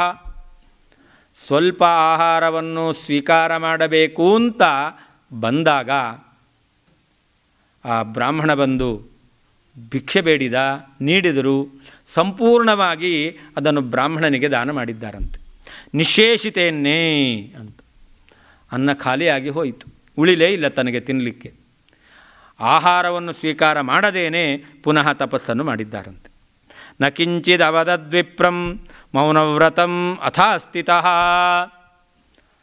ವಿಶ್ವಾಮಿತ್ರ ಋಷಿಗಳು, ಏನಪ್ಪ ನಾನು 1000 ವರ್ಷ ಉಪವಾಸ ಇದ್ದೆ, ಏನೋ ಸ್ವಲ್ಪ ಆಹಾರ ತಿನ್ನೋಣ ಅಂತ ಅಂದ್ಕೊಂಡಿದ್ರೆ ಇದೇ ಕಾಲದಲ್ಲಿ ಬಂದು ನೀನು ಕೇಳಿದೆಯಲ್ಲ ಅಂತ ಈ ರೀತಿಯಲ್ಲಿ ಏನಾದರೂ ಅಸಮಾಧಾನಗೊಂಡು ಮಾತಾಡಿದ್ರಾ? ವರ್ಣನೆ ಮಾಡ್ತಾರೆ ವಾಲ್ಮೀಕಿ ಮಹರ್ಷಿಗಳು. ವಿಶ್ವಾಮಿತ್ರ ಋಷಿಗಳು ಮೌನವ್ರತವನ್ನು ಅವರು ಸ್ವೀಕಾರ ಮಾಡಿದ್ದಾರೆ. ಯಾವ ಮಾತು ಅವರ ಬಾಯಿಂದ ಬರಲಿಲ್ಲಂತೆ. ಸಂತೋಷದಿಂದ ಆ ಬ್ರಾಹ್ಮಣನಿಗೆ ಅವರು ಅನ್ನವನ್ನು ದಾನ ಮಾಡಿದ್ದಾರೆ. ಪುನಃ ತಪಸ್ಸನ್ನು ಮಾಡ್ತಾ ಇದ್ದಾರಂತೆ. ಅಥ ವರ್ಷಸಹಸ್ರಂ ವೈ ನೋಚ್ಛ್ವಸನ್ಮುನಿ ಪುಂಗವಃ. ಇಷ್ಟು ದಿನಗಳ ಕಾಲ ಶ್ವಾಸೋಚ್ಛ್ವಾಸ ಗಾಳಿಯನ್ನೇ ಅವರು ಆಹಾರವನ್ನಾಗಿ ಸ್ವೀಕಾರ ಮಾಡ್ತಾ ಇದ್ದರು. ಆದರೆ ಆ ಉಸಿರಾಡುವಿಕೆಯನ್ನು ಕೂಡ ನಿಗ್ರಹ ಮಾಡಿಕೊಂಡು ವಿಶ್ವಾಮಿತ್ರ ಋಷಿಗಳು ತಪಸ್ಸನ್ನು ಮಾಡ್ತಾ ಇದ್ದಾರಂತೆ. 1000 ವರ್ಷಗಳ ಕಾಲ ತಪಸ್ಸನ್ನು ಮಾಡಿದ್ದಾರೆ. ತಸ್ಯ ಅನುಚ್ಛ್ವಸನಮಾನಸ್ಯ ಮೂರ್ಧ್ನಿ ಧೂಮಃ ವ್ಯಜಾಯತ. ಉಸಿರಾಡದೇ ಇರತಕ್ಕಂತಹ ತಪಸ್ಸು ಮಾಡತಕ್ಕಂತಹ ವಿಶ್ವಾಮಿತ್ರ ಋಷಿಗಳ ತಲೆಯಿಂದ ಧೂಮ ಬರ್ತಾ ಇದೆಯಂತೆ, ಹೊಗೆ ಬರ್ತಾ ಇದೆಯಂತೆ. ಆ ತಪಸ್ಸಿನ ತೇಜಸ್ಸು ಧೂಮದ ರೂಪದಲ್ಲಿ ಹೊರಗೆ ಬರ್ತಾ ಇದೆ. 3 ಲೋಕದ ಎಲ್ಲ ಜೀವಿಗಳು ನೋಡ್ತಾ ಇದ್ದಾರಂತೆ. ತಪಸ್ಸು ಮಾಡುವ ವಿಶ್ವಾಮಿತ್ರ ಋಷಿಗಳ ತಲೆಯಿಂದ ಇಂತಹ ವಿಶಿಷ್ಟವಾದ ಧೂಮ ಬರ್ತಾ ಇದೆ ಅಂತ. ಕೂಡಲೇ ನಕ್ಷ್ಯಸ್ಯ ವೃಜಿನಂ ಕಿಂಚಿತ್ ದೃಶ್ಯತೆ ಸೂಕ್ಷ್ಮಮಪ್ಯಥ ನ ದೀಯತೆ ಯದಿ ತ್ವಸ್ಯ ಮನಸಾ ಯದಭೀಪ್ಸಿತಂ ವಿನಾಶಯತಿ ತ್ರೈಲೋಕ್ಯಂ ತಪಸಾ ಸಚರಾಚರಂ. ಈ ಬಾರಿ ವಿಶ್ವಾಮಿತ್ರ ಋಷಿಗಳು ತಪಸ್ಸು ಮಾಡಿದಾಗ ಅವರ ತಪಸ್ಸಿನಲ್ಲಿ ಸ್ವಲ್ಪವೂ ಲವಲೇಶದ ದೋಷವೂ ಇಲ್ಲ. ಯಾವ ದೋಷವೂ ಬಾರದ ಹಾಗೆ ಅವರು ತಪಸ್ಸನ್ನು ಮಾಡಿದ್ದಾರೆ. ಈಗ ಅವರಿಗೆ ಒಂದು ವೇಳೆ ಮನಸ್ಸಿನಲ್ಲಿರುವಂಥ ಅಭೀಷ್ಟವನ್ನು ನೆರವೇರಿಸಲಿಲ್ಲ ಅಂತಾದರೆ ವಿನಾಶಯತಿ ತ್ರೈಲೋಕ್ಯಂ ತಪಸ, ತನ್ನ ತಪಶ್ಶಕ್ತಿಯಿಂದ 3 ಲೋಕಗಳನ್ನೇ ಭಸ್ಮ ಮಾಡಿಬಿಡ್ತಾನೆ ಎಂಬುದಾಗಿ ದೇವತೆಗಳು ಆಲೋಚನೆ ಮಾಡ್ತಾ ಇದ್ದಾರಂತೆ. ಸಾಗರಾಹ ಕ್ಷುಭಿತಾಃ ಸರ್ವೇ ವಿಶೀರ್ಯಂತೆ ಚ ಪರ್ವತಾಃ ವ್ಯಾಕುಲಾಶ್ಚ ದಿಶಾ ಸರ್ವಾಃ ನ ಚ ಕಿಂಚಿತ್ ಪ್ರಕಾಶತೆ. ಸಮುದ್ರ ಉಕ್ಕಿ ಬರ್ತಾ ಇದೆಯಂತೆ, ಪರ್ವತಗಳು ಅಲಗಾಡ್ತಾ ಇದೆಯಂತೆ, ಎಲ್ಲ ಕಡೆಯಲ್ಲಿಯೂ ಅಂಧಕಾರ ಎಂಬತಕ್ಕಂಥದ್ದು ತುಂಬಿಕೊಂಡಿದೆಯಂತೆ. ಇಂತಹ ಒಂದು ಪ್ರಸಂಗ ಬಂದಾಗ ಭಾಸ್ಕರ ನಿಷ್ಪ್ರಭಶ್ಚೈವ, ಸೂರ್ಯನಲ್ಲಿ ಬೆಳಕೇ ಇಲ್ಲ ಅಂತಾಗಿದೆಯಂತೆ. ಈ ರೀತಿಯಲ್ಲಿ ವಿಶ್ವಾಮಿತ್ರ ಋಷಿಗಳ ತಪಃಪ್ರಭಾವದಿಂದ ಅಲ್ಲೋಲ ಕಲ್ಲೋಲ ಆಗುತ್ತಾ ಇರಬೇಕಾದರೆ ಆಗ ದೇವತೆಗಳೆಲ್ಲ ಬ್ರಹ್ಮದೇವರಲ್ಲಿ ಬಂದು ಹೇಳ್ತಾರಂತೆ.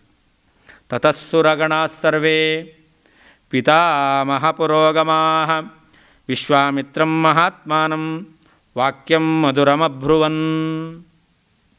ಬ್ರಹ್ಮದೇವರಲ್ಲಿ ಈ ವಿಶ್ವಾಮಿತ್ರ ಋಷಿಗಳ ತಪಸ್ಸಿನ ಪ್ರಭಾವವನ್ನು ತಿಳಿಸಿ ಬ್ರಹ್ಮದೇವರನ್ನು ಕರೆಕೊಂಡು ಬ್ರಹ್ಮದೇವರ ಜೊತೆಯಲ್ಲಿ ದೇವಾನುದೇವತೆಗಳು ಪೂರ್ವ ದಿಕ್ಕಿನಲ್ಲಿ ತಪಸ್ಸು ಮಾಡುವಂತಹ ವಿಶ್ವಾಮಿತ್ರ ಋಷಿಗಳು ಇದ್ದಲಿಗೆ ಬಂದಿದ್ದಾರಂತೆ. ಬ್ರಹ್ಮದೇವರು ಹೇಳ್ತಾರೆ, ಬ್ರಹ್ಮರ್ಷೇ ಸ್ವಾಗತಂ ತೇಸ್ತು ತಪಸಾಸ್ಮ ಸುತೋಷಿತಾಃ ಬ್ರಾಹ್ಮಣ್ಯಂ ತಪಸೋಗ್ರೇಣ ಪ್ರಾಪ್ತವಾನಸಿ ಕೌಶಿಕಾ.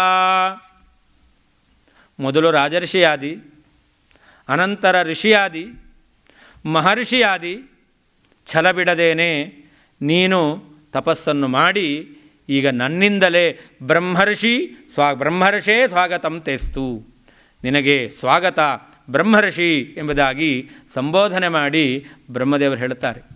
ನೀನು ಮಾಡಿದ ಅನಿತರ ಸಾಧಾರಣವಾಗಿರತಕ್ಕಂತಹ ತಪಸ್ಸು, ಇದರಿಂದ ನೀನು ಬ್ರಾಹ್ಮಣ್ಯವನ್ನು ಪಡೆದಿದ್ದೀಯಾ ಅಂತ ಅವರು ಹೇಳ್ತಾರೆ. ಬ್ರಾಹ್ಮಣ್ಯಂ ತಪಸೋಗ್ರೇಣ ಪ್ರಾಪ್ತವಾನಸಿ ಕೌಶಿಕ. ಭಯಂಕರವಾದ ಉಗ್ರವಾದ ತಪಸ್ಸಿನಿಂದ ನೀನು ಬ್ರಾಹ್ಮಣ್ಯ ದ್ವಿಜತ್ವವನ್ನು ನೀನು ಪಡೆದಿದ್ದೀಯಾ ಎಂಬುದಾಗಿ ಆ ವಿಶ್ವಾಮಿತ್ರ ಋಷಿಗಳಿಗೆ ಬ್ರಹ್ಮದೇವರು ಹೇಳಿದ್ದಾರೆ. ಅಷ್ಟೇ ಅಲ್ಲ, ಅನುಗ್ರಹಿಸ್ತಾರೆ. ದೀರ್ಘಾಯುಷಶ್ಚತೆ ಬ್ರಹ್ಮನ್ ದದಾಮಿ ಸಮರುದ್ಗಣಃ ಸ್ವಸ್ತಿ ಚಾಪ್ನುಹಿ ಭದ್ರಂತೆ ಗಚ್ಚ ಸೌಮ್ಯ ಯಥಾ ಸುಖಂ. ನಿನಗೆ ನಾನು ದೀರ್ಘಾಯುಷ್ಯವನ್ನು ಅನುಗ್ರಹಿಸಿದ್ದೇನೆ, ಎಲ್ಲ ದೇವತೆಗಳು ನಿನ್ನನ್ನು ಅನುಗ್ರಹಿಸಿದ್ದಾರೆ ಎಂಬುದಾಗಿ ಬ್ರಹ್ಮದೇವರು ಹೇಳಿದರಂತೆ. ಆದರೆ ವಿಶ್ವಾಮಿತ್ರ ಋಷಿಗಳು ಬ್ರಹ್ಮದೇವರಿಂದ ಅನುಗೃಹೀತರಾಗಿದ್ದಾರೆ. ಎಲ್ಲ ದೇವತೆಗಳಿಗೂ ಬ್ರಹ್ಮದೇವರ ಸಮ್ಮುಖದಲ್ಲಿ ಬ್ರಹ್ಮದೇವರಿಗೂ ನಮಸ್ಕಾರವನ್ನು ಮಾಡಿದ್ದಾರೆ. ಕೃತ್ವಾ ಪ್ರಣಾಮಂ ಮುದಿತೋ ವ್ಯಾಜಹಾರ ಮಹಾಮುನಿ. ವಿಶ್ವಾಮಿತ್ರ ಋಷಿಗಳಿಗೆ ಎಷ್ಟು ಸಂತೋಷ ಆಗಿರಬೇಕು. 4 ದಿಕ್ಕುಗಳಲ್ಲಿ ಭಯಂಕರವಾದ ತಪಸ್ಸನ್ನು ಮಾಡಿ ಬ್ರಹ್ಮದೇವರ ಬಾಯಿಂದ ಬ್ರಹ್ಮರ್ಷಿ ಎಂಬತಕ್ಕಂತಹ ಶಬ್ದವನ್ನು ಅವರು ಉಚ್ಚಾರಣೆ ಮಾಡಿಸಿಕೊಂಡಿದ್ದಾರೆ ಎಂದರೆ ಎಷ್ಟು ಸಂತೋಷ ಆಗಬಹುದು. ಅಷ್ಟು ಸಂತೋಷವನ್ನು ಹೊಂದಿ ಅವರು ಹೇಳ್ತಾರೆ, ಬ್ರಾಹ್ಮಣ್ಯಂ ಯದಿಮೇ ಪ್ರಾಪ್ತಂ ದೀರ್ಘಮಾಯುಸ್ತಥೈವ ಚ ಓಂಕಾರಶ್ಚ ವಷಟ್ಕಾರಃ ವೇದಾಶ್ಚ ವರಯಂತು ಮಾಂ ಕ್ಷತ್ರವೇದ ವಿದಾಂ ಶ್ರೇಷ್ಠಃ ಬ್ರಹ್ಮವೇದ ವಿದಾಮಪಿ ಬ್ರಹ್ಮಪುತ್ರೋ ವಸಿಷ್ಠೋ ಮಾಂ ಏವಂ ವದತು ದೇವತಾಃ. ನನ್ನನ್ನು ಬ್ರಹ್ಮರ್ಷಿ ಅಂತ ಕರೆದಿದ್ದೀರಾ, ನನಗೆ ಬ್ರಾಹ್ಮಣ್ಯ ಪ್ರಾಪ್ತವಾಯಿತು ಅಂತ ಹೇಳಿದ್ದೀರಾ, ದೀರ್ಘಾಯುಷ್ಯವನ್ನು ಕರುಣಿಸಿದ್ದೀರಾ. ಆದರೂ ನೀವೆಲ್ಲ ನನ್ನನ್ನು ಬ್ರಹ್ಮರ್ಷಿ ಅಂತ ಕರೆದರೆ ನನಗೆ ಸಮಾಧಾನ ಇಲ್ಲ. ಬ್ರಹ್ಮದೇವರ ಪುತ್ರನಾದಂತಹ ವಸಿಷ್ಠ, ಆ ವಸಿಷ್ಠ ಮಹರ್ಷಿಗಳು ಮಾಮೇವಂ ವದತು, ಅವರು ನನ್ನನ್ನು ಬ್ರಹ್ಮರ್ಷಿ ಅಂತ ಕರೆಯಬೇಕು ಅಂತ. ಅವತ್ತು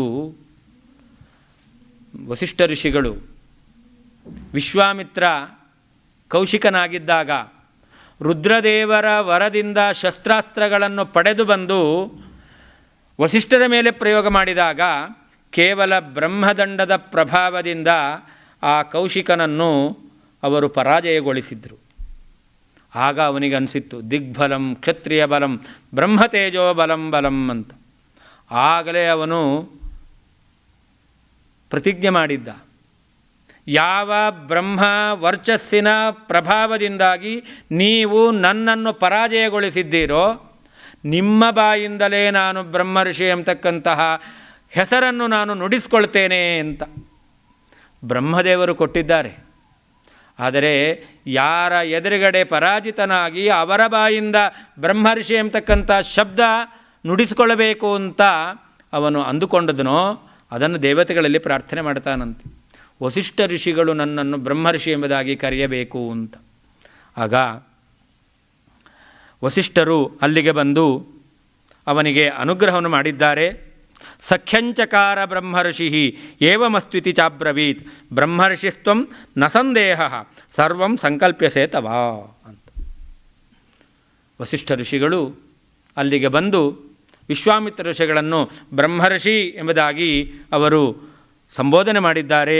ಅಷ್ಟೇ ಅಲ್ಲ, ನೀನು ಬ್ರಹ್ಮರ್ಷಿಯಾಗಿದ್ದೀಯಾ, ಸಂದೇಹ ಇಲ್ಲ, ನಿನಗೇನೇನು ಬೇಕೋ ಎಲ್ಲವನ್ನೂ ನೀನು ಪಡಿತೀಯಾ ಎಂಬುದಾಗಿ ಹೀಗೆ ಅನುಗ್ರಹ ಮಾಡಿದ್ದಾರೆ ಅಂತ. ಹೀಗೆ ಆ ಬ್ರಹ್ಮರ್ಷಿಗಳಾದಂತಹ ವಸಿಷ್ಠರೇ ಬಂದು ತಪಸ್ಸು ಮಾಡಿದ ವಿಶ್ವಾಮಿತ್ರ ಋಷಿಗಳನ್ನು ಬ್ರಹ್ಮರ್ಷಿ ಅಂತ ಹೇಳಿದಾಗ ವಿಶ್ವಾಮಿತ್ರ ಋಷಿಗಳು ಸಂತೋಷಗೊಂಡು ಪೂಜಯಾಮಾಸ ಬ್ರಹ್ಮರ್ಷಿಂ ವಸಿಷ್ಠಂ ಜಪತಾಂವರಂ. ಸಂತೋಷದಿಂದ ವಿಶ್ವಾಮಿತ್ರ ಋಷಿಗಳು ವಸಿಷ್ಠರನ್ನು ಅವರು ಆರಾಧನೆ ಮಾಡಿದ್ದಾರೆ, ಪೂಜೆ ಮಾಡಿದ್ದಾರಂತೆ. ವಸಿಷ್ಠರ ಮೇಲೆ ಕೋಪ ಬಂದಿತ್ತು. ಆದರೆ ವಿಶ್ವಾಮಿತ್ರ ಋಷಿಗಳಿಗೆ ಆ ಕೋಪ ಅದು ತಾಮಸ ಕೋಪ ಅಲ್ಲ, ಅದು ಸಾತ್ವಿಕ ಕೋಪ. ಆ ಸಾತ್ವಿಕ ಕೋಪ ಇದ್ದದ್ರಿಂದಲೇ ಅವತ್ತು ನಾನು ಈ ವಸಿಷ್ಠ ಋಷಿಗಳಿಂದ ಬ್ರಹ್ಮರ್ಷಿ ಎಂಬತಕ್ಕಂತಹ ಶಬ್ದ ಅವರ ಬಾಯಿಂದ ನನ್ನ ಬಗ್ಗೆ ಬರುವಂತೆ ನಾನು ಮಾಡ್ತೇನೆ ಎಂಬುದಾಗಿ ಒಂದು ಹಠ ಬಂತು. ಆ ಹಠ ಇದೆಯಲ್ಲ, ಅದು ಬರಲಿಕ್ಕೆ ಕಾರಣ ಆ ಸಾತ್ವಿಕ ಯಾವ ಅವರಲ್ಲಿರ್ತಕ್ಕಂತಹ ಕೋಪ ಎಂಬತಕ್ಕಂಥದ್ದು ಅಥವಾ ಹಠ ಎಂಬತಕ್ಕಂಥದ್ದು ಇದೆಯಲ್ಲ, ಆ ಹಠದಲ್ಲಿ ಕೋಪದಲ್ಲಿರ್ತಕ್ಕಂಥ ಸಾತ್ವಿಕತನ ಎಂಬತಕ್ಕಂಥದ್ದು ಅದು ಕೆಲಸ ಮಾಡಿತ್ತು. ಆ ಸಾತ್ವಿಕತನದಿಂದಾಗಿ ಇವತ್ತು ಅವರು ಬ್ರಹ್ಮರ್ಷಿಯಾಗಿ ಬ್ರಹ್ಮರ್ಷಿಗಳಾದ ಆ ವಸಿಷ್ಠರನ್ನು ಪೂಜೆ ಮಾಡಿದ್ದಾರೆ. ನಾವು ಹಿಂದೆ ಮನನ ಮಾಡಿದ್ದೆವು. ವಸಿಷ್ಠರ ಆಶ್ರಮದಲ್ಲಿ ಒಂದು ಬಾರಿ ಆ ಕಾಮಧೇನುವೆಯಿಂದ ಸಿದ್ಧವಾದಂಥ ಪದಾರ್ಥಗಳನ್ನು ಸ್ವೀಕಾರ ಮಾಡಿದ್ದರಿಂದಾಗಿ ವಿಶ್ವಾಮಿತ್ರ ಋಷಿಗಳ ಮನಸ್ಸು ಅದು ಬ್ರಹ್ಮರ್ಷಿಯಾಗಿ ತಾನು ಆ ಒಂದು ಸ್ಥಾನವನ್ನು ಪಡೆಯಬೇಕು ಎಂಬತಕ್ಕಂಥ ಸಂಕಲ್ಪ ಬಂದಿತ್ತು ಅಂತ. ಕೇವಲ ಸಂಕಲ್ಪ ಮಾತ್ರ ಅಲ್ಲ, ನಮ್ಮ ಮನಸ್ಸಿನಲ್ಲಿ ಎಷ್ಟೋ ಸಂಕಲ್ಪಗಳು ಬರ್ತಾ ಇರ್ತವೆ, ಹೋಗ್ತಾ ಇರ್ತವೆ. ಮನುಷ್ಯ ಹಾಗೆ ಮಾಡ್ತೇನೆ, ಹೀಗೆ ಮಾಡ್ತೇನೆ, ಹಾಗೆ ಮಾಡಬೇಕು, ಹೀಗೆ ಮಾಡಬೇಕು ಅಂತ ಎಲ್ಲ ಅಂದ್ಕೊಂಡಿರ್ತಾನೆ. ಅಂದ್ಕೊಂಡದಲ್ಲೇ ಕೃಷ್ಣಾರ್ಪಣ ಆಗಿ ಹೋಗಿರುತ್ತೆ. ಆದರೆ ವಿಶ್ವಾಮಿತ್ರ ಋಷಿಗಳದ ಸಂಕಲ್ಪ ಹಾಗಾಗಲಿಲ್ಲ.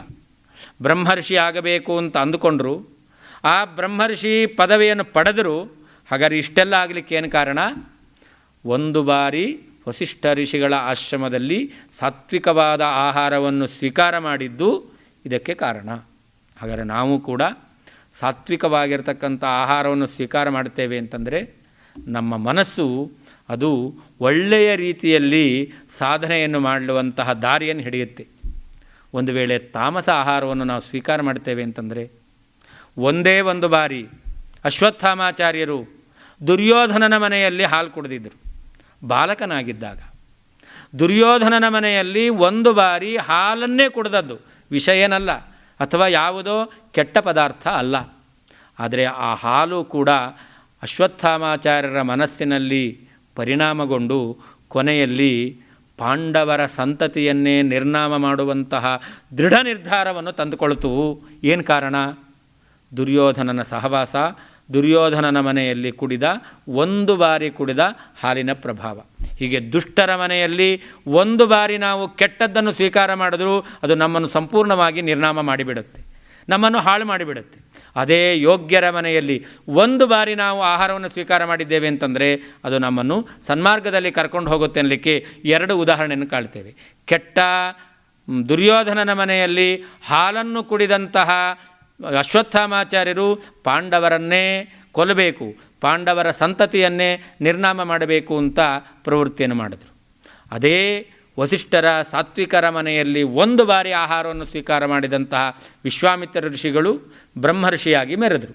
ನಾವೇ ಯೋಚನೆ ಮಾಡಬೇಕು, ದುಷ್ಟರ ಮನೆಯಲ್ಲಿ ಆಹಾರ ಸ್ವೀಕಾರ ಮಾಡಬೇಕು, ಶಿಷ್ಟರ ಮನೆಯಲ್ಲಿ ಆಹಾರವನ್ನು ಸ್ವೀಕಾರ ಮಾಡಬೇಕು. ಅದರಿಂದ ಆಗತಕ್ಕಂಥ ಪರಿಣಾಮ ಏನು ಅನ್ನೋದನ್ನು ಪುರಾಣ ನಮಗೆ ಸ್ಪಷ್ಟಪಡಿಸ್ತಾ ಇದೆ. ಅದರಿಂದ ವಿಶ್ವಾಮಿತ್ರ ಋಷಿಗಳ ಈ ಶತಾನಂದ ಋಷಿಗಳು ನಿರೂಪಣೆ ಮಾಡಿದಂಥ ಈ ಕಥೆಯಿಂದ ನಮ್ಮ ಜೀವನದಲ್ಲಿ ಯಾವಾಗಲೂ ಸಾತ್ವಿಕ ಆಹಾರವನ್ನು ಸ್ವೀಕಾರ ಮಾಡುವ ಮೂಲಕ ನಮ್ಮ ಮನಸ್ಸನ್ನು, ನಮ್ಮ ಅಂತಃಕರಣವನ್ನು ಶುದ್ಧವನ್ನಾಗಿ ಮಾಡಿಕೊಳ್ಳಿಕ್ಕೆ ಸಾಧ್ಯ ಎಂಬತಕ್ಕಂಥ ಸಂದೇಶವನ್ನು ರಾಮಾಯಣ ನಮಗೆ ನೀಡಿದೆ. ಮುಂದೆ ಇದೆಲ್ಲ ರಾತ್ರಿಯಲ್ಲಿ ಅವರು ಮಾತಾಡ್ತಾ ನಿದ್ದೆ ಮಾಡುವಂತಹ ಸಂದರ್ಭದಲ್ಲಿ ಶತಾನಂದ ಮಹರ್ಷಿಗಳು ಇಷ್ಟು ಕಥೆಯನ್ನು ರಾಮಲಕ್ಷ್ಮಣರಿಗೆ ಹೇಳಿದ್ದಾರೆ. ತತಃ ಪ್ರಭಾತೆ ವಿಮಲೆ ಕೃತಕರ್ಮಾನರಾಧಿಪ ವಿಶ್ವಾಮಿತ್ರಂ ಮಹಾತ್ಮಾನಂ ಆಜುಹಾವಸ ರಾಘವಂ. ಬೆಳಗಾದ ಮೇಲೆ ಜನಕ ಮಹಾರಾಜ ವಿಶ್ವಾಮಿತ್ರ ಋಷಿಗಳನ್ನು ರಾಮಲಕ್ಷ್ಮಣರ ಜೊತೆಯಲ್ಲಿ ಬರಮಾಡಿಕೊಂಡಿದ್ದಾನೆ. ಆ ಜನಕರಾಜ ರಾಮಚಂದ್ರ ಮತ್ತು ಲಕ್ಷ್ಮಣನ ಕುರಿತು ಹೇಳ್ತಾನೆ. ಭಗವನ್ ಸ್ವಾಗತಂ ತೇಸ್ತು ಕಿಂ ಕರೋಮಿ ತವಾನಘ ಭವಾನಾಜ್ಞಾಪಯತು ಮಾಂ ಆಜ್ಞಾಪ್ಯೋ ಭವತೋಹ್ಯಹಂ ರಾಘವೌ ಚ ಮಹಾತ್ಮಾನೌ ತದಾ ವಾಕ್ಯಮುವಾಚಃ. ನಿಮ್ಮನ್ನು ನೋಡಿದ್ರೆ ನನಗೆ ಬಹಳ ಸಂತೋಷವಾಗಿದೆ. ನನ್ನ ಅರಮನೆಗೆ ನೀವು ಬಂದಿದ್ದೀರಾ, ನಿಮಗೆ ಸ್ವಾಗತ. ನನ್ನಿಂದ ಏನಾಗಬೇಕು ಅಂತ ಆ ವಿಶ್ವಾಮಿತ್ರ ಋಷಿಗಳು ರಾಮಲಕ್ಷ್ಮಣರಲ್ಲಿ ಜನಕರಾಜ ಕೇಳ್ತಾ ಇದ್ದಾನೆ. ಆಗ ವಿಶ್ವಾಮಿತ್ರ ಋಷಿಗಳು ಹೇಳ್ತಾರೆ, ಇವರು ಯಾರೋ ವ್ಯಕ್ತಿಗಳು ನಿನ್ನ ಅರಮನೆಗೆ ಬಂದಿದ್ದಾರೆ ಅಂತ ಅಂದ್ಕೊಳ್ಬೇಡ. ಇವರು ಯಾರು? ವಿಶ್ವಾಮಿತ್ರ ಋಷಿಗಳು ಪರಿಚಯ ಮಾಡಿಕೊಡ್ತಾ ಇದ್ದಾರೆ. ಪುತ್ರವು ದಶರಥಸ್ಯೇಮೌ ಕ್ಷತ್ರಿಯೌ ಲೋಕವಿಶ್ರುತೌ ದ್ರಷ್ಟುಕಾಮೌ ಧನುಶ್ರೇಷ್ಠಂ ಯದೇ ತತ್ವಯಿ ತಿಷ್ಠತಿ. ನೀನೇನೋ ಒಂದು ಪಣಕ್ಕಿಟ್ಟಿದ್ದೀಯಾ, ಯಾರು ಈ ಬಿಲ್ಲನ್ನು ಎತ್ತಿ ಹೆದೆಯೇರಿಸ್ತಾರೋ ಅಂಥವರಿಗೆ ನನ್ನ ಮಗಳಾದ ಜಾನಕಿಯನ್ನು ನಾನು ವಿವಾಹ ಮಾಡಿಕೊಡ್ತೇನೆ ಅಂತ ಈ ವಾರ್ತೆಯನ್ನು ಇವರು ಕೇಳಿದ್ದಾರೆ. ವಿಶ್ವಾಮಿತ್ರ ಋಷಿಗಳು ಹೇಳ್ತಾರೆ, ಎತ್ತಲಿಕ್ಕೆ ಬಂದಿದ್ದಾರೆ ಅಂತಲ್ಲ, ಆ ಅಯೋಧ್ಯಾಧಿಪತಿಯಾದಂತಹ ಚಕ್ರವರ್ತಿಯಾದ ದಶರಥನ ಮಕ್ಕಳು ರಾಮ ಲಕ್ಷ್ಮಣರು ಅಂತ ಮಹಾಪರಾಕ್ರಮಿಗಳು, ಲೋಕದಲ್ಲಿ ಒಳ್ಳೆಯ ಕೀರ್ತಿಯನ್ನು ಹೊಂದಿದವರು, ಸದ್ಗುಣ ಸಂಪನ್ನರು. ಇವರು ದ್ರಷ್ಟುಕಾಮವು ಧನುಶ್ರೇಷ್ಠಂ, ಅದೇನೋ ಒಂದು ಭಯಂಕರವಾದ ಬಿಲ್ಲಿದೆ ಅಂತ ವಾರ್ತೆ ಕೇಳಿದ್ದಾರೆ, ನೋಡಬೇಕು ಅಂತ ಬಂದಿದ್ದಾರೆ ಅಂತ. ಅದನ್ನು ಹೆದೆಯೇರಿಸಬೇಕು, ಸ್ವಯಂವರಕ್ಕೆ ಬಂದಿದ್ದಾರೆ, ಇವರು ಅದರಲ್ಲಿ ಪಾಲ್ಗೊಳ್ಳಿಕ್ಕೆ ಬಂದವರು ಅಂತ ವಿಶ್ವಾಮಿತ್ರ ಋಷಿಗಳು ಹೇಳೋದಿಲ್ಲ, ಅದನ್ನು ನೋಡಬೇಕು ಅಂತ ಬಂದಿದ್ದಾರೆ ಅಂತ. ಅದರ ಕಥೆಯನ್ನು ಜನಕರಾಜ ಹೇಳ್ತಾನೆ. ಶ್ರೂಯತಾಮಸ್ಯ ಧನುಷಃ ಯದರ್ಥಮಿಹ ತಿಷ್ಠತಿ. ಈ ಬಿಲ್ಲಿನ ಕಥೆಯೇ ಒಂದಿದೆ, ಹೇಳ್ತೇನೆ ಕೇಳಿ. ದೇವರಾತ ಅಂತ ಒಬ್ಬ ರಾಜ, ನಿಮಿಯ ಅನಂತರದಲ್ಲಿ ಬಂದವನು. ಅವನಲ್ಲಿ ರುದ್ರದೇವರು ಕೊಟ್ಟಂತಹ ಒಂದು ವಿಶಿಷ್ಟವಾಗಿರ್ತಕ್ಕಂಥ ಧನಸ್ಸು. ಆ ಧನಸ್ಸು ಯಾವುದು ಅಂತಂದರೆ, ದಕ್ಷಯಜ್ಞವಧೇ ಪೂರ್ವಂ ಧನುರಾಯಮ್ಯ ವೀರ್ಯವಾನ್ ವಿಧ್ವಸ್ಯ ತ್ರಿದಶಾನ್ ರೋಷಾತ್ ಸಲೀಲಮಿದಮಬ್ರವೀತ್. ಯಾವ ದಕ್ಷ ಪ್ರಜಾಪತಿ ರುದ್ರದೇವರಿಗೆ ಅವಮಾನವನ್ನು ಮಾಡಬೇಕು ಎಂಬ ಉದ್ದೇಶದಿಂದಲೇ ಒಂದು ಯಜ್ಞವನ್ನು ಮಾಡಿದ್ದ. ಆ ಯಜ್ಞದಲ್ಲಿ ಸ್ವತಃ ರುದ್ರದೇವರೇನೆ ಒಂದು ವೀರಭದ್ರ ರೂಪದಿಂದ ಬಂದಿದ್ದರು. ದಕ್ಷ ಪ್ರಜಾಪತಿಯನ್ನು ಸಂಹಾರ ಮಾಡಲಿಕ್ಕಾಗಲಿಲ್ಲ. ಸ್ವತಃ ತಾವೇ ತಮ್ಮ ಮೂಲ ರೂಪದಿಂದ ಬಂದು ಆ ದಕ್ಷ ಪ್ರಜಾಪತಿಯನ್ನು ಭಗವಂತನಿಗೆ ಬಲಿ ಎಂಬುದಾಗಿ ಅನುಸಂಧಾನ ಮಾಡಿ ಆ ಧನುಸ್ಸಿನಿಂದ, ಇದೇ ಧನುಸ್ಸಿನಿಂದ ಬಾಣವನ್ನು ಬಿಟ್ಟು ದಕ್ಷ ಪ್ರಜಾಪತಿಯನ್ನು ಉಳಿದೆಲ್ಲರನ್ನೂ ಕೂಡ ನಿಗ್ರಹ ಮಾಡಿದರು. ಹೀಗೆ ಆ ರುದ್ರದೇವರ ಕೈಯಲ್ಲಿ ಇದ್ದಂತಹ ಧನುಸ್ಸು ಇದು. ಅದನ್ನು ದೇವರಾತ ಎಂಬತಕ್ಕಂತಹ ನಿಮಿಚಕ್ರವರ್ತಿಯ ಪರಂಪರೆಯಲ್ಲಿ ಬಂದಂತಹ ವ್ಯಕ್ತಿ ಅವನಲ್ಲಿಟ್ಟಿದ್ದರು. ಆ ಧನುಸ್ಸು ಎಂಬತಕ್ಕಂಥದ್ದು ಇವತ್ತು ನಮ್ಮ ವಂಶದಲ್ಲಿ ಹಾಗೇ ಅದು ರಕ್ಷಿತವಾಗಿ ಇದೆ. ಇದು ಬಲಿಷ್ಠವಾಗಿರ್ತಕ್ಕಂಥದ್ದು. ಈಗಾಗಲೇ ಅನೇಕ ರಾಜ ಮಹಾರಾಜರು, ಚಕ್ರವರ್ತಿಗಳು ಈ ಬಿಲ್ಲನ್ನು ಎತ್ತಬೇಕು ಅಂತ ಪ್ರವೃತ್ತಿಯನ್ನು ಮಾಡಿದ್ದಾರೆ. ನನಗೊಬ್ಬಳು ಮಗಳಿದ್ದಾಳೆ. ಜನಕರಾಜ ಹೇಳ್ತಾನೆ, ಅಯೋನಿಜ, ನನಗೆ ಸಂತಾನ ಇರಲಿಲ್ಲ, ಸಂತಾನ ಪ್ರಾಪ್ತಿಯಾಗಲಿ ಎಂಬುದಾಗಿ ಯಜ್ಞ ಮಾಡಬೇಕು ಅಂತ ನಾನು ಬೃಹಸ್ಪತ್ಯಾಚಾರ್ಯರಿಂದ ಆದಿಷ್ಟನಾಗಿ ಯಜ್ಞವನ್ನು ಮಾಡುವಂತಹ ಸಂದರ್ಭದಲ್ಲಿ ಆ ನೇಗಿಲಿನಿಂದ ಭೂಮಿಯನ್ನು ಉಳುವಾಗ ಭೂಮಿಯಲ್ಲಿ ಸಿಕ್ಕಂತಹ ಮಗಳು ಅಯೋನಿಜೆ, ಅವಳು ಸೀತಾ, ಅವಳನ್ನು ಜಾನಕಿ ಎಂಬುದಾಗಿ ಕರೀತಾರೆ.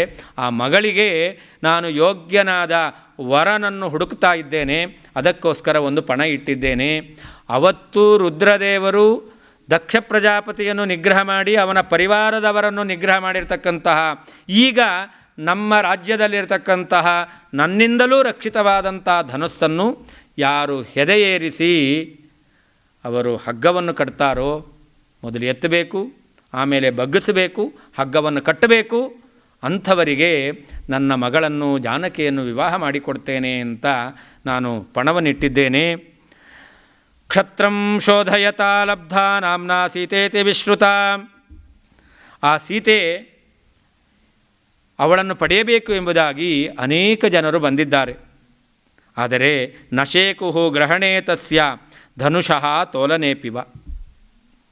ಆ ಧನುಸ್ಸನ್ನು ಹಿಡ್ಕೊಳ್ಳಿಕ್ಕಾಗಲಿಲ್ಲ, ಅದನ್ನು ಎತ್ತಲಿಕ್ಕಾಗಲಿಲ್ಲ, ಅಂದಮೇಲೆ ಬಗ್ಗಿಸ್ಲಿಕ್ಕಂತೂ ಆಗಲೇ ಇಲ್ಲ ಅಂತೇನು ಹೇಳಬೇಕು. ಹೀಗೆ ಯಾರ್ಯಾರು ಬಂದಿದ್ದಾರೆ ಹೇಳ್ತಾನೆ. ರಾವಣ ಮೊದಲಾಗಿರ್ತಕ್ಕಂತಹ ಬಲಿಷ್ಠರಾಗಿರ್ತಕ್ಕಂತಹ ವ್ಯಕ್ತಿಗಳು ಬಂದಿದ್ದಾರೆ. ಯಾರಿಂದಲೂ ಕೂಡ ಆ ಧನಸ್ಸನ್ನು ಎತ್ತಲಿಕ್ಕಾಗಲಿಲ್ಲ ಅಂತ. ಇಲ್ಲಿ ನಮಗೊಂದು ಸಂದೇಹ ಬರುತ್ತೆ. ರಾಮಾಯಣದಲ್ಲಿ ಈ ಸಂದೇಹಕ್ಕೆ ಉತ್ತರ ಇಲ್ಲ. ರಾವಣ ಆಗಿನ ಕಾಲದಲ್ಲಿ ಬಲಿಷ್ಠನಾದಂತಹ ವ್ಯಕ್ತಿ. ಹಾಗಾದರೆ ಸೀತೆಯಂತಹ ಸುಂದರಿ ಈ ಜನಕರಾಜನ ಅರಮನೆಯಲ್ಲಿದ್ದಾಳೆ. ಆ ಜನಕರಾಜನ ಅರಮನೆಯಲ್ಲಿ ಇರ್ತಕ್ಕಂಥ ಸೀತಾದೇವಿಯನ್ನು ತನ್ನ ದೈಹಿಕವಾದ ಶಕ್ತಿಯಿಂದ ಜನಕರಾಜನನ್ನು ಮಣಿಸಿ, ಜನಕರಾಜನನ್ನು ನಿಗ್ರಹ ಮಾಡಿ ಸೀತಾದೇವಿಯನ್ನು ಅಪಹಾರ ಮಾಡ್ಕೊಂಡು ಹೋಗ್ಬೋದಾಗಿತ್ತಲ್ಲ. ಯಾಕೆ ಅಪಹಾರ ಮಾಡಿಕೊಂಡು ಹೋಗಿಲ್ಲ? ಯಾಕೆ ಅಂತಹ ಪ್ರವೃತ್ತಿಯನ್ನು ಮಾಡಲಿಲ್ಲ ಎಂಬುದಾಗಿ ನಮಗೆ ಸಂದೇಹ ಬರಬಹುದು. ಅದಕ್ಕೆ ರಾಮಾಯಣದಲ್ಲಿ ಉತ್ತರ ಇಲ್ಲ. ತಾತ್ಪರ್ಯ ನಿರ್ಣಯದಲ್ಲಿ ಆಚಾರ್ಯರು ಉತ್ತರವನ್ನು ಕೊಟ್ಟಿದ್ದಾರೆ. ಧನುಸ್ಸನ್ನು ತನ್ನ ಅಧೀನದಲ್ಲಿ ಇಟ್ಟುಕೊಂಡಂತಹ ಜನಕರಾಜ ಯಾವಾಗ ತಾನು ಯಜ್ಞವನ್ನು ಮಾಡಬೇಕು ಅಂತ ಪ್ರವೃತ್ತಿಯನ್ನು ಮಾಡಿ ಯಜ್ಞಭೂಮಿಯಲ್ಲಿ ಸೀತಾದೇವಿಯನ್ನು ಪಡೆದನೋ, ಆಮೇಲೆ ಬ್ರಹ್ಮದೇವರನ್ನು ಕುರಿತು ತಪಸ್ಸು ಮಾಡಿದ್ದಾನಂತೆ. ಆಚಾರ್ಯರು ನಿರ್ಣಯದಲ್ಲಿ ಹೇಳ್ತಾರೆ, ಬ್ರಹ್ಮದೇವರನ್ನು ಕುರಿತು ತಪಸ್ಸು ಮಾಡಿ ಬ್ರಹ್ಮದೇವರಿಂದ ವರವನ್ನು ಪಡೆದಿದ್ದ. ಯಾರಾದರೂ ಸೀತಾ ನಿಮಿತ್ತ ಜನಕರಾಜನ ಮೇಲೆ ಆಕ್ರಮಣವನ್ನು ಮಾಡ್ತಾರೆ ಅಂತಂದರೆ ಆಕ್ರಮಣ ಮಾಡಿದವರು ಪರಾಜಿತರಾಗಿ ಹೋಗ್ತಾರೆ. ಸೀತಾದೇವಿಯನ್ನು ಯಾರಾದರೂ ಬಲಾತ್ಕಾರವಾಗಿ ಸೆಳೀತಾರೆ ಅಂತಂದರೆ ಅವರು ಕೂಡ ನಿರ್ನಾಮ ಆಗುತ್ತಾರೆ. ಹೀಗೆ ಬ್ರಹ್ಮದೇವರನ್ನು ಕುರಿತು ತಪಸ್ಸು ಮಾಡಿ ಬ್ರಹ್ಮದೇವರ ವರವನ್ನು ಪಡೆದಿದ್ದ ಜನಕರಾಜ. ಆದ್ದರಿಂದಾಗಿ ಯಾವ ಬಲಿಷ್ಠ ರಾಜರೂ ಕೂಡ ಜನಕರಾಜನನ್ನು ಪರಾಜಯಗೊಳಿಸಿ ಅಥವಾ ಬಲಾತ್ಕಾರವಾಗಿ ಸೀತಾದೇವಿಯನ್ನು ಸೆಳೆದುಕೊಂಡು ಹೋಗ್ತಕ್ಕಂತಹ ಪ್ರವೃತ್ತಿಯನ್ನು ಮಾಡಿರಲಿಲ್ಲ. ಅದರಿಂದಾಗಿ ಸೀತಾದೇವಿ ಸುರಕ್ಷಿತಳಾಗಿ ತನ್ನ ಅಧೀನದಲ್ಲೇ ಇದ್ದಾಳೆ ಎಂಬುದಾಗಿ ಇಷ್ಟು ಕಥೆಯನ್ನು ಜನಕರಾಜ ತಿಳಿಸಿದ್ದಾನೆ. ಆ ಸೀತಾದೇವಿಗೆ ಸ್ವಯಂವರ ನಿಮಿತ್ತ ಈ ಧನುಸ್ಸನ್ನು ಅವನು ತರಿಸಿದ್ದಾನೆ. ವರ್ಣನೆ ಮಾಡ್ತಾರೆ. 5,000 ಜನರು 8 ಚಕ್ರ ಇರುವಂತಹ ಗಾಡಿಯಲ್ಲಿ ಆ ಧನುಸ್ಸನ್ನು ತರ್ತಾರಂತೆ. ಆ ಧನುಸ್ಸನ್ನು ತರಲಿಕ್ಕಾಗೋದಿಲ್ಲ. 8 ಚಕ್ರ ಇರತಕ್ಕಂಥ ಗಾಡಿಯಲ್ಲಿ ಒಬ್ಬರು ಇಬ್ಬರಲ್ಲ, 10-20 ಜನ ಅಲ್ಲ, 5,000 ಜನ ಎಳ್ಕೊಂಡು ಬರಬೇಕು. ಅಷ್ಟು ಬಲಿಷ್ಠವಾಗಿರ್ತಕ್ಕಂತಹ ಧನುಸ್ಸು ಅಂತ. ಆ ಧನುಸ್ಸನ್ನು ತಂದು ಎದುರುಗಡೆ ಇಟ್ಟಿದ್ದಾನೆ. ಆಗ ವಿಶ್ವಾಮಿತ್ರ ಋಷಿಗಳು ರಾಮನಿಗೆ ಆದೇಶವನ್ನು ಮಾಡ್ತಾರಂತೆ. ವಿಶ್ವಾಮಿತ್ರಸ್ತು ಧರ್ಮಾತ್ಮ ಶ್ರುತ್ವಾ ಜನಕ ಭಾಷಿತಂ ವತ್ಸರಾಮಧನು ಪಶ್ಯ ಇತಿ ರಾಘವಮಬ್ರವೀತ್. ರಾಮನಿಗೆ ವಿಶ್ವಾಮಿತ್ರ ಋಷಿಗಳು ಹೇಳ್ತಾರಂತೆ, ನೋಡು ರಾಮ, ಇದೇ ಧನಸ್ಸು ಅಂತ. ಆಗ ರಾಮ ಏನು ಹೇಳಬೇಕು? ರಾಮನ ಶಕ್ತಿ ಏನು, ಪರಾಕ್ರಮ ಏನು, ವೀರ್ಯ ಏನು, ಶೌರ್ಯ ಏನು, ಇಡೀ ಬ್ರಹ್ಮಾಂಡವನ್ನೇ ತನ್ನ ರೋಮಕೂಪದಲ್ಲಿ ಸಾಸಿವೆ ಅಂತ ಇಟ್ಕೊಂಡಿರ್ತಕ್ಕಂತಹ ಅಖಿಲಾಂಡ ಕೋಟಿ ಬ್ರಹ್ಮಾಂಡ ನಾಯಕ ರಾಮ, ಅವನಿಗೆ ಈ ಧನಸ್ಸನ್ನು ಎತ್ತೋದು ಕಷ್ಟ ಏನು? ಆದರೆ ರಾಮ ಈಗ ಅವನು ದೇವನಾಗಿ ಕಾಣ್ತಾ ಇಲ್ಲ, ಮಾನವನಾಗಿ ನಡ್ಕೊಳ್ತಾ ಇದ್ದಾನೆ. ಇದೇ ರಾಮನ ಆದರ್ಶ ಮಾನವ ಎಂಬತಕ್ಕಂತಹ ಏನು ನಾವು ಖ್ಯಾತಿಯನ್ನು ಕೇಳ್ತೇವೆ ಅದಕ್ಕೆ ಒಂದು ಸ್ಪಷ್ಟವಾದ ಉದಾಹರಣೆ ಅವನು ಹೇಳ್ತಾನೆ. ಇದಂ ಧನುರ್ವರಂ ಬ್ರಹ್ಮನ್ ಸಂಸ್ಪೃಶಾಮೀಹ ಪಾಣಿನ ಯತ್ನವಾಂಶ್ಚ ಭವಿಷ್ಯಾಮಿ ತೋಲನೆ ಪೂರಣೆ ಪಿವಾ. ರಾಮ ಹೇಳ್ತಕ್ಕಂಥ ಮಾತು. ಈ ಧನುಸ್ಸನ್ನು ನಾನು ನೋಡಿದೆ, ಇದನ್ನು ಮುಟ್ತೇನೆ, ಮುಟ್ಲಿಕ್ಕೆ ಏನು ತೊಂದರೆ ಇಲ್ಲ, ಯಾರು ಬೇಕಾದರೂ ಅದನ್ನು ಮುಟ್ಟಬಹುದು, ಸ್ಪರ್ಶ ಮಾಡಬಹುದು. ಮುಂದೆ ರಾಮ ಹೇಳ್ತಾನೆ, ಯತ್ನವಾಂಶ್ಚ ಭವಿಷ್ಯಾಮಿ, ಇದನ್ನು ನಾನು ಎತ್ತಬೇಕು ಅಂತ ಪ್ರಯತ್ನ ಮಾಡ್ತೇನೆ. ಆಮೇಲೆ ಎತ್ತಲಿಕ್ಕೆ ಸಾಧ್ಯವಾಯಿತು ಅಂತಂದರೆ ಆಮೇಲೆ ಅದನ್ನು ಬಗ್ಗಿಸಿ ಅದನ್ನು ನಾನು ಹೆದೆಯೇರಿಸಲಿಕ್ಕೂ ಹಗ್ಗ ಕಟ್ಟಲಿಕ್ಕೂ ಕೂಡ ನಾನು ಪ್ರಯತ್ನ ಮಾಡ್ತೇನೆ. ಏನು ಹೇಳ್ಬೋದಾಗಿತ್ತು? ನೀವ್ಯಾಕೆ ಭಯಪಡ್ತೀರಾ? ನನ್ನಲ್ಲಿ ಅಂತಹ ಸಾಮರ್ಥ್ಯ ಇದೆ, ನಾನು ಖಂಡಿತ ಇದನ್ನು ನಾನು ಹೆದೆಯೇರಿಸ್ತೇನೆ, ಹಗ್ಗ ಕಟ್ಟಿಯೇ ಕಟ್ತೇನೆ, ಯೋಚನೆ ಮಾಡಬೇಡಿ ಅಂತ ರಾಮಚಂದ್ರ ಹೇಳ್ಬೋದಾಗಿತ್ತು. ಆದರೆ ವಿಶ್ವಾಮಿತ್ರ ಋಷಿಗಳು ರಾಮಚಂದ್ರನಿಗೆ ಅಸ್ತ್ರಶಸ್ತ್ರಗಳನ್ನು ಉಪದೇಶ ಮಾಡಿದಂತಹ ಗುರುಗಳ ಎದುರಿನಲ್ಲಿ ಶಿಷ್ಯನಾದವನು ಎಷ್ಟು ವಿಧೇಯನಾಗಿರಬೇಕು ಅನ್ನೋದನ್ನು ರಾಮಚಂದ್ರ ನಮಗೆ ತೋರಿಸಿಕೊಡ್ತಾ ಇದ್ದಾನೆ. ಈಗ ತಾನೇ ವಿಶ್ವಾಮಿತ್ರ ಋಷಿಗಳ ಯಜ್ಞದಲ್ಲಿ ಬಂದಿರುವಂತಹ ದುಷ್ಟರನ್ನು ಎಲ್ಲರನ್ನೂ ಕೂಡ ನಿಗ್ರಹ ಮಾಡಿ ಬಂದಿರತಕ್ಕಂಥವನು. ಅಂತಹ ಸಾಮರ್ಥ್ಯವನ್ನು ಹೊಂದಿರತಕ್ಕಂಥ ರಾಮಚಂದ್ರ ಇದೇನು ಮಹಾ, ನಾನು ಎತ್ತುತ್ತೇನೆ ಅಂತ ಹೇಳ್ಬೋದಾಗಿತ್ತು. ಅಷ್ಟು ವಿನಯವನ್ನು ತೋರಿಸ್ತಾ ಇದ್ದಾನೆ. ಮುಟ್ಟುತ್ತೇನೆ, ಸಾಧ್ಯವಾದರೆ ಎತ್ತಲಿಕ್ಕೆ ಪ್ರಯತ್ನ ಮಾಡ್ತೇನೆ, ಎತ್ತದೆ ಅಂತಂದರೆ ನಾನು ಹೆದೆಯೇರಿಸ್ತೇನೆ ಎಂಬುದಾಗಿ ಹೀಗೆ ರಾಮಚಂದ್ರ ವಿನಯದಿಂದ ನಡ್ಕೊಂಡಿದ್ದಾನೆ. ಆ ರಾಮಚಂದ್ರ ಅದನ್ನು ಎತ್ತದ, ಅನಾಯಾಸವಾಗಿ ಅದನ್ನು ಬಗ್ಗಿಸಿದ್ದಾನೆ. ಆಗ ಆ ಧನುಸ್ಸು ಎಂಬತಕ್ಕಂಥದ್ದು ತುಂಡಾಗಿ ಹೋಯ್ತಂತೆ. ಆಚಾರ್ಯ ಹೇಳ್ತಾರೆ, ಯಥೇಕ್ಷದಂಡಂ ಶತಮನ್ಯು ಕುಂಜರಹ ಅಂತ. ಒಂದು ಆನೆಯ ಕೈಯಲ್ಲಿ ಕಬ್ಬಿನ ಕೋಲು ಸಿಕ್ಕರೆ ಹೇಗೋ ಹಾಗೆ ರಾಮನ ಕೈಯಲ್ಲಿ ಆ ಬಿಲ್ಲು. ಆ ಆನೆ ಆ ಕಬ್ಬಿನ ಕೋಲನ್ನು ತುಂಡರಿಸುವಂತೆ ರಾಮಚಂದ್ರ ಅನಾಯಾಸವಾಗಿ ಆ ಬಿಲ್ಲನ್ನು ತುಂಡು ಮಾಡಿದ್ದಾನೆ. ಆಗ ಸೀತಾದೇವಿ ಅಮ್ಲಾನ ಪದ್ಮಾಂ ಅಂತ, ಎಂದೂ ಬಾಡದೇ ಇರತಕ್ಕಂತಹ ಒಂದು ವಿಶಿಷ್ಟವಾಗಿರ್ತಕ್ಕಂಥ ಪದ್ಮ ಪುಷ್ಪಗಳಿಂದ ಕೂಡಿರ್ತಕ್ಕಂತಹ ಮಾಲೆ ಅದನ್ನು ತಂದು ರಾಮಚಂದ್ರನ ಕೊರಳಿಗೆ ಹಾಕಿದ್ದಾಳೆ. ಹೀಗೆ ರಾಮಚಂದ್ರ ಧನುರ್ಭಂಗವನ್ನು ಮಾಡಿದ. ಅನಂತರದಲ್ಲಿ ದಶರಥನಿಗೆ ವಿಚಾರವನ್ನು ತಿಳಿಸಿದ್ದಾನೆ. ದಶರಥ ಭರತ ಶತ್ರುಘ್ನರ ಜೊತೆಯಲ್ಲಿ, ತನ್ನ ಮಂತ್ರಿಗಳು ಪರಿವಾರ ಜೊತೆಯಲ್ಲಿ, ಕೌಸಲ್ಯ ಸುಮಿತ್ರ ಕೈಕೇಯರ ಜೊತೆಯಲ್ಲಿ ಅವನು ಮಿಥಿಲಾಪಟ್ಟಣಕ್ಕೆ ಬಂದಿದ್ದಾನೆ. ಮಿಥಿಲಾಪಟ್ಟಣದಲ್ಲಿ ಸೀತಾ ರಾಮ ಅವರ ವಿವಾಹ, ಜೊತೆಯಲ್ಲಿ ಲಕ್ಷ್ಮಣ ಶತ್ರುಘ್ನ ಮತ್ತು ಭರತ ಇವರ ವಿವಾಹ ಮಹೋತ್ಸವ ಕೂಡ ನಡೆದಿದೆ ಅಂತ ವರ್ಣನೆ ಮಾಡ್ತಾರೆ. ಆ ಕಾಲದಲ್ಲಿ ಸೀತಾದೇವಿಯನ್ನು ರಾಮಚಂದ್ರನಿಗೆ ಒಪ್ಪಿಸುವಂತಹ ಕಾಲದಲ್ಲಿ ಜನಕರಾಜ ಒಂದು ಮಾತು ಹೇಳ್ತಾನೆ, ಬಹಳ ಸುಂದರವಾಗಿರ್ತಕ್ಕಂಥ ಮಾತು. ಸೀತಾಂ ರಾಮಾಯ ಭದ್ರಂತೆ, ಸೀತಾದೇವಿಯನ್ನು ರಾಮನಿಗೆ ವಿವಾಹ ಮಾಡಿಕೊಡ್ತಾನೆ. ಊರ್ಮಿಳಾಂ ಲಕ್ಷ್ಮಣಾಯ ಚ, ಊರ್ಮಿಳೆಯನ್ನು ಲಕ್ಷ್ಮಣನಿಗೆ ವಿವಾಹ ಮಾಡಿಕೊಡ್ತಾ ಇದ್ದಾರೆ. ವೀರ್ಯಶುಲ್ಕಾಂ ಮಮ ಸುತಾಂ ಸೀತಾಂ ಸುರಸುತೋಪಮಾಂ. ಹಾಗೇ ಇನ್ನಿಬ್ಬರು ಕುಶಕೇತುವಿನ ಮಕ್ಕಳಿದ್ದಾರೆ, ಮಾಂಡವಿ ಶ್ರುತಕೀರ್ತಿ ಅಂತ. ಅವರನ್ನು ಭರತ ಶತ್ರುಘ್ನರಿಗೆ ವಿವಾಹ ಮಾಡಿಕೊಡೋದು ಎಂಬುದಾಗಿ ಅಲ್ಲಿ ತೀರ್ಮಾನ ಆಯಿತು. ವಸಿಷ್ಠರು ಅದಕ್ಕೆ ಸಮ್ಮತಿಯನ್ನು ಕೊಟ್ಟಿದ್ದಾರೆ. ರಾಮಚಂದ್ರನಿಗೆ ಸೀತೆಯನ್ನು ವಿವಾಹ ಅನಂತರದಲ್ಲಿ ಒಪ್ಪಿಸುವಂತಹ ಕಾಲದಲ್ಲಿ ಜನಕ ಹೇಳತಕ್ಕಂಥ ಒಂದು ಮಾತು, ಇಯಂ ಸೀತಾ ಮಮ ಸುತಾ ಸಹ ಧರ್ಮಚರೀತವ ಪ್ರತೀಚ್ಛ ಚೈನಾಂ ಭದ್ರಂತೆ ಪಾಣಿಂ ಗೃಹೀಷ್ವ ಪಾಣಿನಾಂ ಪತಿವ್ರತಾ ಮಹಾಭಾಗ ಛಾಯೇವಾನುಗತ ಸದಾ. ಬಹಳ ಸುಂದರವಾದ ಮಾತನ್ನು ಹೇಳ್ತಾ ಇದ್ದಾನೆ.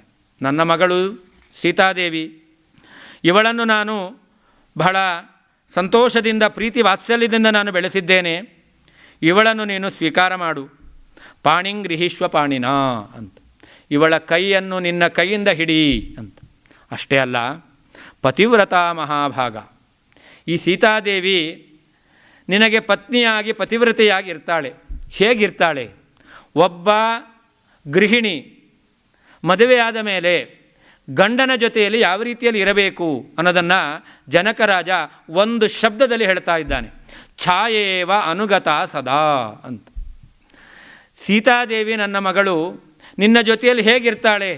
ಒಂದು ಕ್ಷಣವೂ ನಿನ್ನನ್ನು ಬಿಡದೇ ಇರ್ತಾಳೆ, ನಿನ್ನನ್ನು ಅನುಸರಿಸಿಕೊಂಡು ಬರ್ತಾಳೆ ಅಂತ. ಅದು ನಿನ್ನನ್ನು ಬಿಡದೇ ಇರ್ತಾಳೆ ಅನ್ನೋದಕ್ಕಿಂತ ನಿನ್ನನ್ನು ಅನುಸರಿಸಿಕೊಂಡು ಬರ್ತಾಳೆ ಅಂತ. ನೋಡಿ, ನಮ್ಮ ನೆರಳಿದೆಯಲ್ಲ, ನಾವು ಎಲ್ಲಿ ಹೋಗ್ತೇವೋ ನಮ್ಮನ್ನು ಅನುಸರಿಸಿಕೊಂಡು ಬರುತ್ತೆ. ನಾವು ಬೇಡ ಅಂದರೂ ಕೂಡ ನಮ್ಮ ನೆರಳು ನಮ್ಮನ್ನು ಬಿಡದೇನೆ ಅನುಸರಿಸಿಕೊಂಡು ಬರುತ್ತೆ. ಹಾಗೆಯೇ ಎಲ್ಲ ಕಾಲದಲ್ಲಿಯೂ ಕೂಡ ಮಾನಸಿಕವಾಗಿ ಸೀತಾದೇವಿ ನಿನಗೆ ಧರ್ಮಪತ್ನಿಯಾಗಿ ಪತಿವ್ರತೆಯಾಗಿ ನಿನ್ನ ಸೇವೆಯನ್ನು ಮಾಡಿಕೊಂಡಿರ್ತಾಳೆ ಅಂತ. ವಿವಾಹದಲ್ಲಿ ಗಂಡಿನ ವಯಸ್ಸು ಜಾಸ್ತಿ, ಹೆಣ್ಣಿನ ವಯಸ್ಸು ಕಡಿಮೆ. ಗಂಡಿಗೂ ಮತ್ತು ಹೆಣ್ಣಿಗೂ ಶಾಸ್ತ್ರದ ರೀತಿಯಲ್ಲಿ 8 ವರ್ಷದ ಹೆಣ್ಣನ್ನು 20 ವರ್ಷದ ಹುಡುಗನಿಗೆ ಮದುವೆ ಮಾಡಿಕೊಡಬೇಕು ಅಂತಿದೆ. 12 ವರ್ಷಗಳ ವ್ಯತ್ಯಾಸ ಇದೆ. ಇದು ಯಾಕೆ ಅಂತಂದರೆ ಅದನ್ನೇ ಛಾಯೇವ ಅನುಗತ ಅಂತ. ಮೊದಲು ವಿವಾಹಿತನಾದಂತಹ ವ್ಯಕ್ತಿ ತನ್ನ ಮಡದಿ ಅವಳು ಸಣ್ಣವಳು, ಅವಳಿಗೆ ಯಾವ ರೀತಿಯಾದಂತಹ ತಿಳುವಳಿಕೆಯೂ ಇಲ್ಲ. ಆದ್ದರಿಂದ ಎಲ್ಲ ವಿಧವಾದ ತಿಳುವಳಿಕೆಯನ್ನು ಗಂಡನಾದವನು ಕೊಡಬೇಕು. ಆಗ ಅದೆಲ್ಲವನ್ನು ಕೂಡ ಛಾಯೇವ ಅನುಗತ, ಇವಳು ನೆರಳಿನಂತೆ ಅನುಸರಿಸ್ಕೊಂಡು ಬರಬೇಕು. ತಮ್ಮ ಹುಟ್ಟಿದ ಮನೆಯ ಆಚಾರ ಬೇರೆ, ತಾನು ಹೋಗಿರ್ತಕ್ಕಂಥ ಮನೆಯ ಆಚಾರ ಬೇರೆ. ಹೀಗೆ ಆಚಾರಗಳಲ್ಲಿ, ವಿಚಾರಗಳಲ್ಲಿ, ಆಹಾರಗಳಲ್ಲಿ, ವ್ಯವಹಾರಗಳಲ್ಲಿ ವ್ಯತ್ಯಾಸ ಇದ್ದಾಗ ಗಂಡನಿಂದ ಎಲ್ಲವನ್ನೂ ಸೂಕ್ಷ್ಮವಾಗಿ ತಿಳಿದು ಗಂಡನನ್ನು ಅನುಸರಿಸ್ಕೊಂಡು ಹೋಗಬೇಕು. ಆದ್ದರಿಂದ ಛಾಯೇವ ಅನುಗತ ಅಂತ. ಯಾವಾಗ ಆ 8 ವರ್ಷದ ಹೆಣ್ಣುಮಗಳು ತಾನು ತಾಯಿ ಆಗ್ತಾಳೋ ಆವಾಗ ಈ ಮನೆಯ ಎಲ್ಲ ಆ ವಿಚಾರ ಆಚಾರಗಳು ಅವಳು ಚೆನ್ನಾಗಿ ತಿಳಿದಿರುತ್ತೆ. ಆ ಸಂದರ್ಭದಲ್ಲಿ ಅವಳು ಬೆಳಗಿನ ಕಾಲದ ನೆರಳು ನಮ್ಮನ್ನು ಅನುಸರಿಸಿಕೊಂಡು ಬರುತ್ತೆ, ಸ್ವಲ್ಪ ದೂರ ಇರುತ್ತದೆ, ಉದ್ದವಾಗಿರುತ್ತೆ. ಹಾಗೆಯೇ ಗಂಡನಿಗೂ ಮತ್ತು ಹೆಂಡತಿಗೂ ಸ್ವಲ್ಪ ಅಂತರ ಇದೆ, ಅದಕ್ಕೆ 8 ವರ್ಷ 12 ವರ್ಷ ಅಂತ ಹೇಳಿದ್ದು. ಆಮೇಲೆ ಮಧ್ಯಾಹ್ನದ ಕಾಲಕ್ಕೆ ಬಂದಾಗ ಸೂರ್ಯನ ಕಿರಣದಿಂದಾಗಿ ನಮ್ಮ ನೆರಳು ಹತ್ತಿರವೇ ಇರುತ್ತೆ. ಈ ಗಂಡ ಹೆಂಡತಿಯರಲ್ಲಿ ಅವರು ಒಟ್ಟಾಗಿ ಸಂಸಾರವನ್ನು ನಡೆಸಿರೋದ್ರಿಂದ ಒಬ್ಬರ ಮನಸ್ಸನ್ನು ಒಬ್ಬರು ಅರ್ಥ ಮಾಡಿಕೊಂಡಿರ್ತಾರೆ, ಆದ್ದರಿಂದ ಅವರು ಅಷ್ಟು ಹತ್ತಿರವಾಗಿರ್ತಾರೆ. ಆವಾಗ ಗಂಡ ಮನೆಯಲ್ಲಿ ನಡೆಯಬೇಕಾಗಿರ್ತಕ್ಕಂತಹ ಧಾರ್ಮಿಕ ಆಚರಣೆಗಳು, ಸಂಸ್ಕಾರಗಳು ಇವುಗಳ ಬಗ್ಗೆ ಹೆಚ್ಚಿನ ಅವನು ಮಾಹಿತಿಯನ್ನು ಕೊಡಬೇಕಾಗಿಲ್ಲ. ಛಾಯೇವ ಅನುಗತ. ಯಾವ ರೀತಿಯಲ್ಲಿ ಮಧ್ಯಾಹ್ನ ಕಾಲದಲ್ಲಿ ಹತ್ತಿರದಲ್ಲಿ ಏನೇ ನೆರಳು ಇರುತ್ತೋ ಹಾಗೆ ಧರ್ಮಪತ್ನಿಯಾದವಳು ತನಗೆಲ್ಲ ಗೊತ್ತು ಎಂಬುದಾಗಿ ಹತ್ತಿರದಲ್ಲಿದ್ದುಕೊಂಡು ಅನುಸರಿಸ್ಕೊಂಡು ಹೋಗುತ್ತಾಳೆ. ಪುನಃ ವಯಸ್ಸಾದಾಗ 12 ವರ್ಷದ ವ್ಯತ್ಯಾಸ ಇದೆ. ಹಾಗಾದರೆ ಇವನಿಗೆ 60 ವರ್ಷ ಆಯಿತು ಅಂತಂದರೆ ಅವಳಿನ್ನೂ ಕೂಡ 48 ವರ್ಷದಲ್ಲಿರ್ತಾಳೆ. ಇವನಿಗೆ ಅರಳು ಮರಳು ಪ್ರಾರಂಭ ಆಗಿರುತ್ತೆ ಅಂತಾದಾಗ ಏನು ಮಾಡಿದೆ ಏನು ಹೇಳಿದೆ ಅನ್ನೋದು ಮರ್ತೋಗಿರುತ್ತೆ. ಆವಾಗ ಛಾಯೇವ ಅನುಗತ. ಪುನಃ ನೀವೇನು ಮಾಡಬೇಕು ಅನ್ನೋದನ್ನು ಈ ಗೃಹಿಣಿಯಾದವಳು ತನ್ನ ಕರ್ತವ್ಯವನ್ನು ನಿರ್ವಹಿಸ್ತಾಳೆ.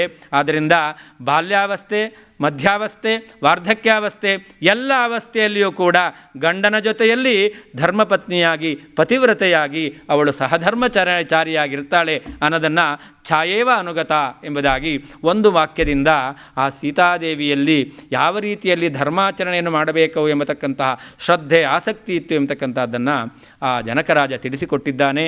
ಕೇವಲ ಸೀತಾರಾಮರ ವೈವಾಹಿಕ ಜೀವನ ಅಲ್ಲ, ಜೀವನದಲ್ಲಿ ಪ್ರತಿಯೊಬ್ಬರೂ ಕೂಡ ಪತಿಪತ್ನಿಯಾದವರು ಇದನ್ನು ನಾವು ಆಲೋಚನೆ ಮಾಡಬೇಕು. ಪತಿಪತ್ನಿಯರು ಹೇಗಿರಬೇಕು, ಪತ್ನಿಯಾದವಳು ಗಂಡನನ್ನು ಯಾವ ರೀತಿಯಲ್ಲಿ ಅನುಸರಿಸಬೇಕು, ಗಂಡನಾದವನು ಯಾವ ರೀತಿಯಲ್ಲಿ ಹೆಂಡತಿಯನ್ನು ತನ್ನ ಜೊತೆಯಲ್ಲಿ ಕರ್ಕೊಂಡು ಹೋಗಬೇಕು ಎಂಬತಕ್ಕಂಥ ಸಂದೇಶವನ್ನು ಶ್ರೀಮದ್ ರಾಮಾಯಣ ನೀಡಿದೆ.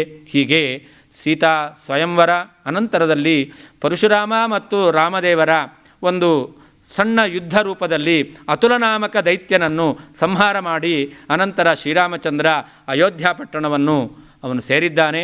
ಅಯೋಧ್ಯೆಯಲ್ಲಿ ಸೀತಾರಾಮಚಂದ್ರರು ಸಂತೋಷದಿಂದ ಕಾಲವನ್ನು ಕಳೆದಿದ್ದಾರೆ ಎಂಬಲ್ಲಿಗೆ ಈ ಬಾಲಕಾಂಡ ಪರಿಸಮಾಪ್ತಿಯಾಗುತ್ತಾ ಇದೆ. ಗುಣಾದ್ ರೂಪಗುಣಾಚ್ಚಾಪಿ ಪ್ರೀತಿ ಭೂಯೋ ಅಭ್ಯವರ್ಧತ ತಸ್ಯಾಶ್ಚ ಭರ್ತ ದ್ವಿಗುಣಂ ಹೃದಯೇ ಪರಿವರ್ತತೆ ಅಂತ. ರಾಮ ಮತ್ತು ಸೀತೆ ಇವರಿಬ್ಬರ ದಾಂಪತ್ಯ ಎಂಥದ್ದು. ಹೊರಗಡೆಯಲ್ಲಿ ನೋಡಿದಾಗ ಅವರು ತುಂಬ ಹತ್ತಿರದಲ್ಲಿ ಇರ್ತಿರಲಿಲ್ಲ. ಅಂದರೆ ಪತಿಪತ್ನಿಯಾದವರು ಸಭೆಯಲ್ಲೆಲ್ಲ ಒಟ್ಟಿಗೆ ಇರೋದಿಲ್ಲ ಅನ್ನೋದನ್ನು ನಾವು ನೋಡ್ತೇವೆ. ಹಾಗೆಯೇ ಹೊರಗಡೆಯಿಂದ ಮಾತ್ರ ಅವರು ದೂರದಲ್ಲಿ ಇರ್ತಾ ಇದ್ದರಂತೆ. ಆದರೆ ಅವರಿಬ್ಬರಲ್ಲಿ ಅಷ್ಟು ಒಂದು ಅನ್ಯೋನ್ಯತೆ ಎಂಬತಕ್ಕಂಥದ್ದಿತ್ತು. ಸೀತಾದೇವಿ ರಾಮನ ಮೇಲೆ ಎಷ್ಟು ಪ್ರೀತಿಯನ್ನು ತೋರ್ತಾ ಇದ್ಲೋ, ಶ್ರೀರಾಮಚಂದ್ರ ಅದಕ್ಕೆ 2 ಪಟ್ಟು ಆ ಸೀತಾದೇವಿ ಮೇಲೆ ಪ್ರೀತಿಯನ್ನು ತೋರ್ತಾ ಇದ್ದಾನಂತೆ. ಸೀತಾದೇವಿ ಇದನ್ನು ಗಮನಿಸ್ತಾಳಂತೆ. ಹಾಗಾದರೆ ನಾನು ರಾಮನ ಇನ್ನೂ ಹೆಚ್ಚಿನ ಆ ಪ್ರೀತಿಯನ್ನು ಸಂಪಾದನೆ ಮಾಡಬೇಕು ಎಂಬುದಾಗಿ ಆ ರಾಮನನ್ನು ಅನುಸರಿಸಿಕೊಂಡು ಹೋಗುತ್ತಾ ಇದ್ದಾಳಂತೆ.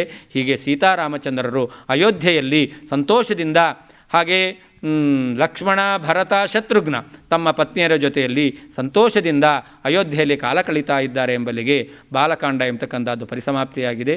ಶ್ರೀಕೃಷ್ಣಾರ್ಪಣವಸ್ತು. ಯಸ್ಸರ್ವಗುಣಸಂಪೂರ್ಣಃ ಸರ್ವದೋಷ ವಿವರ್ಜಿತಃ ಪ್ರಿಯತಾಂ ಪ್ರೀತಯೇವಾಲಂ ವಿಷ್ಣುರ್ಮೇ ಪರಮಸ್ಸುಹೃತು. ಶ್ರೀಕೃಷ್ಣಾರ್ಪಣ.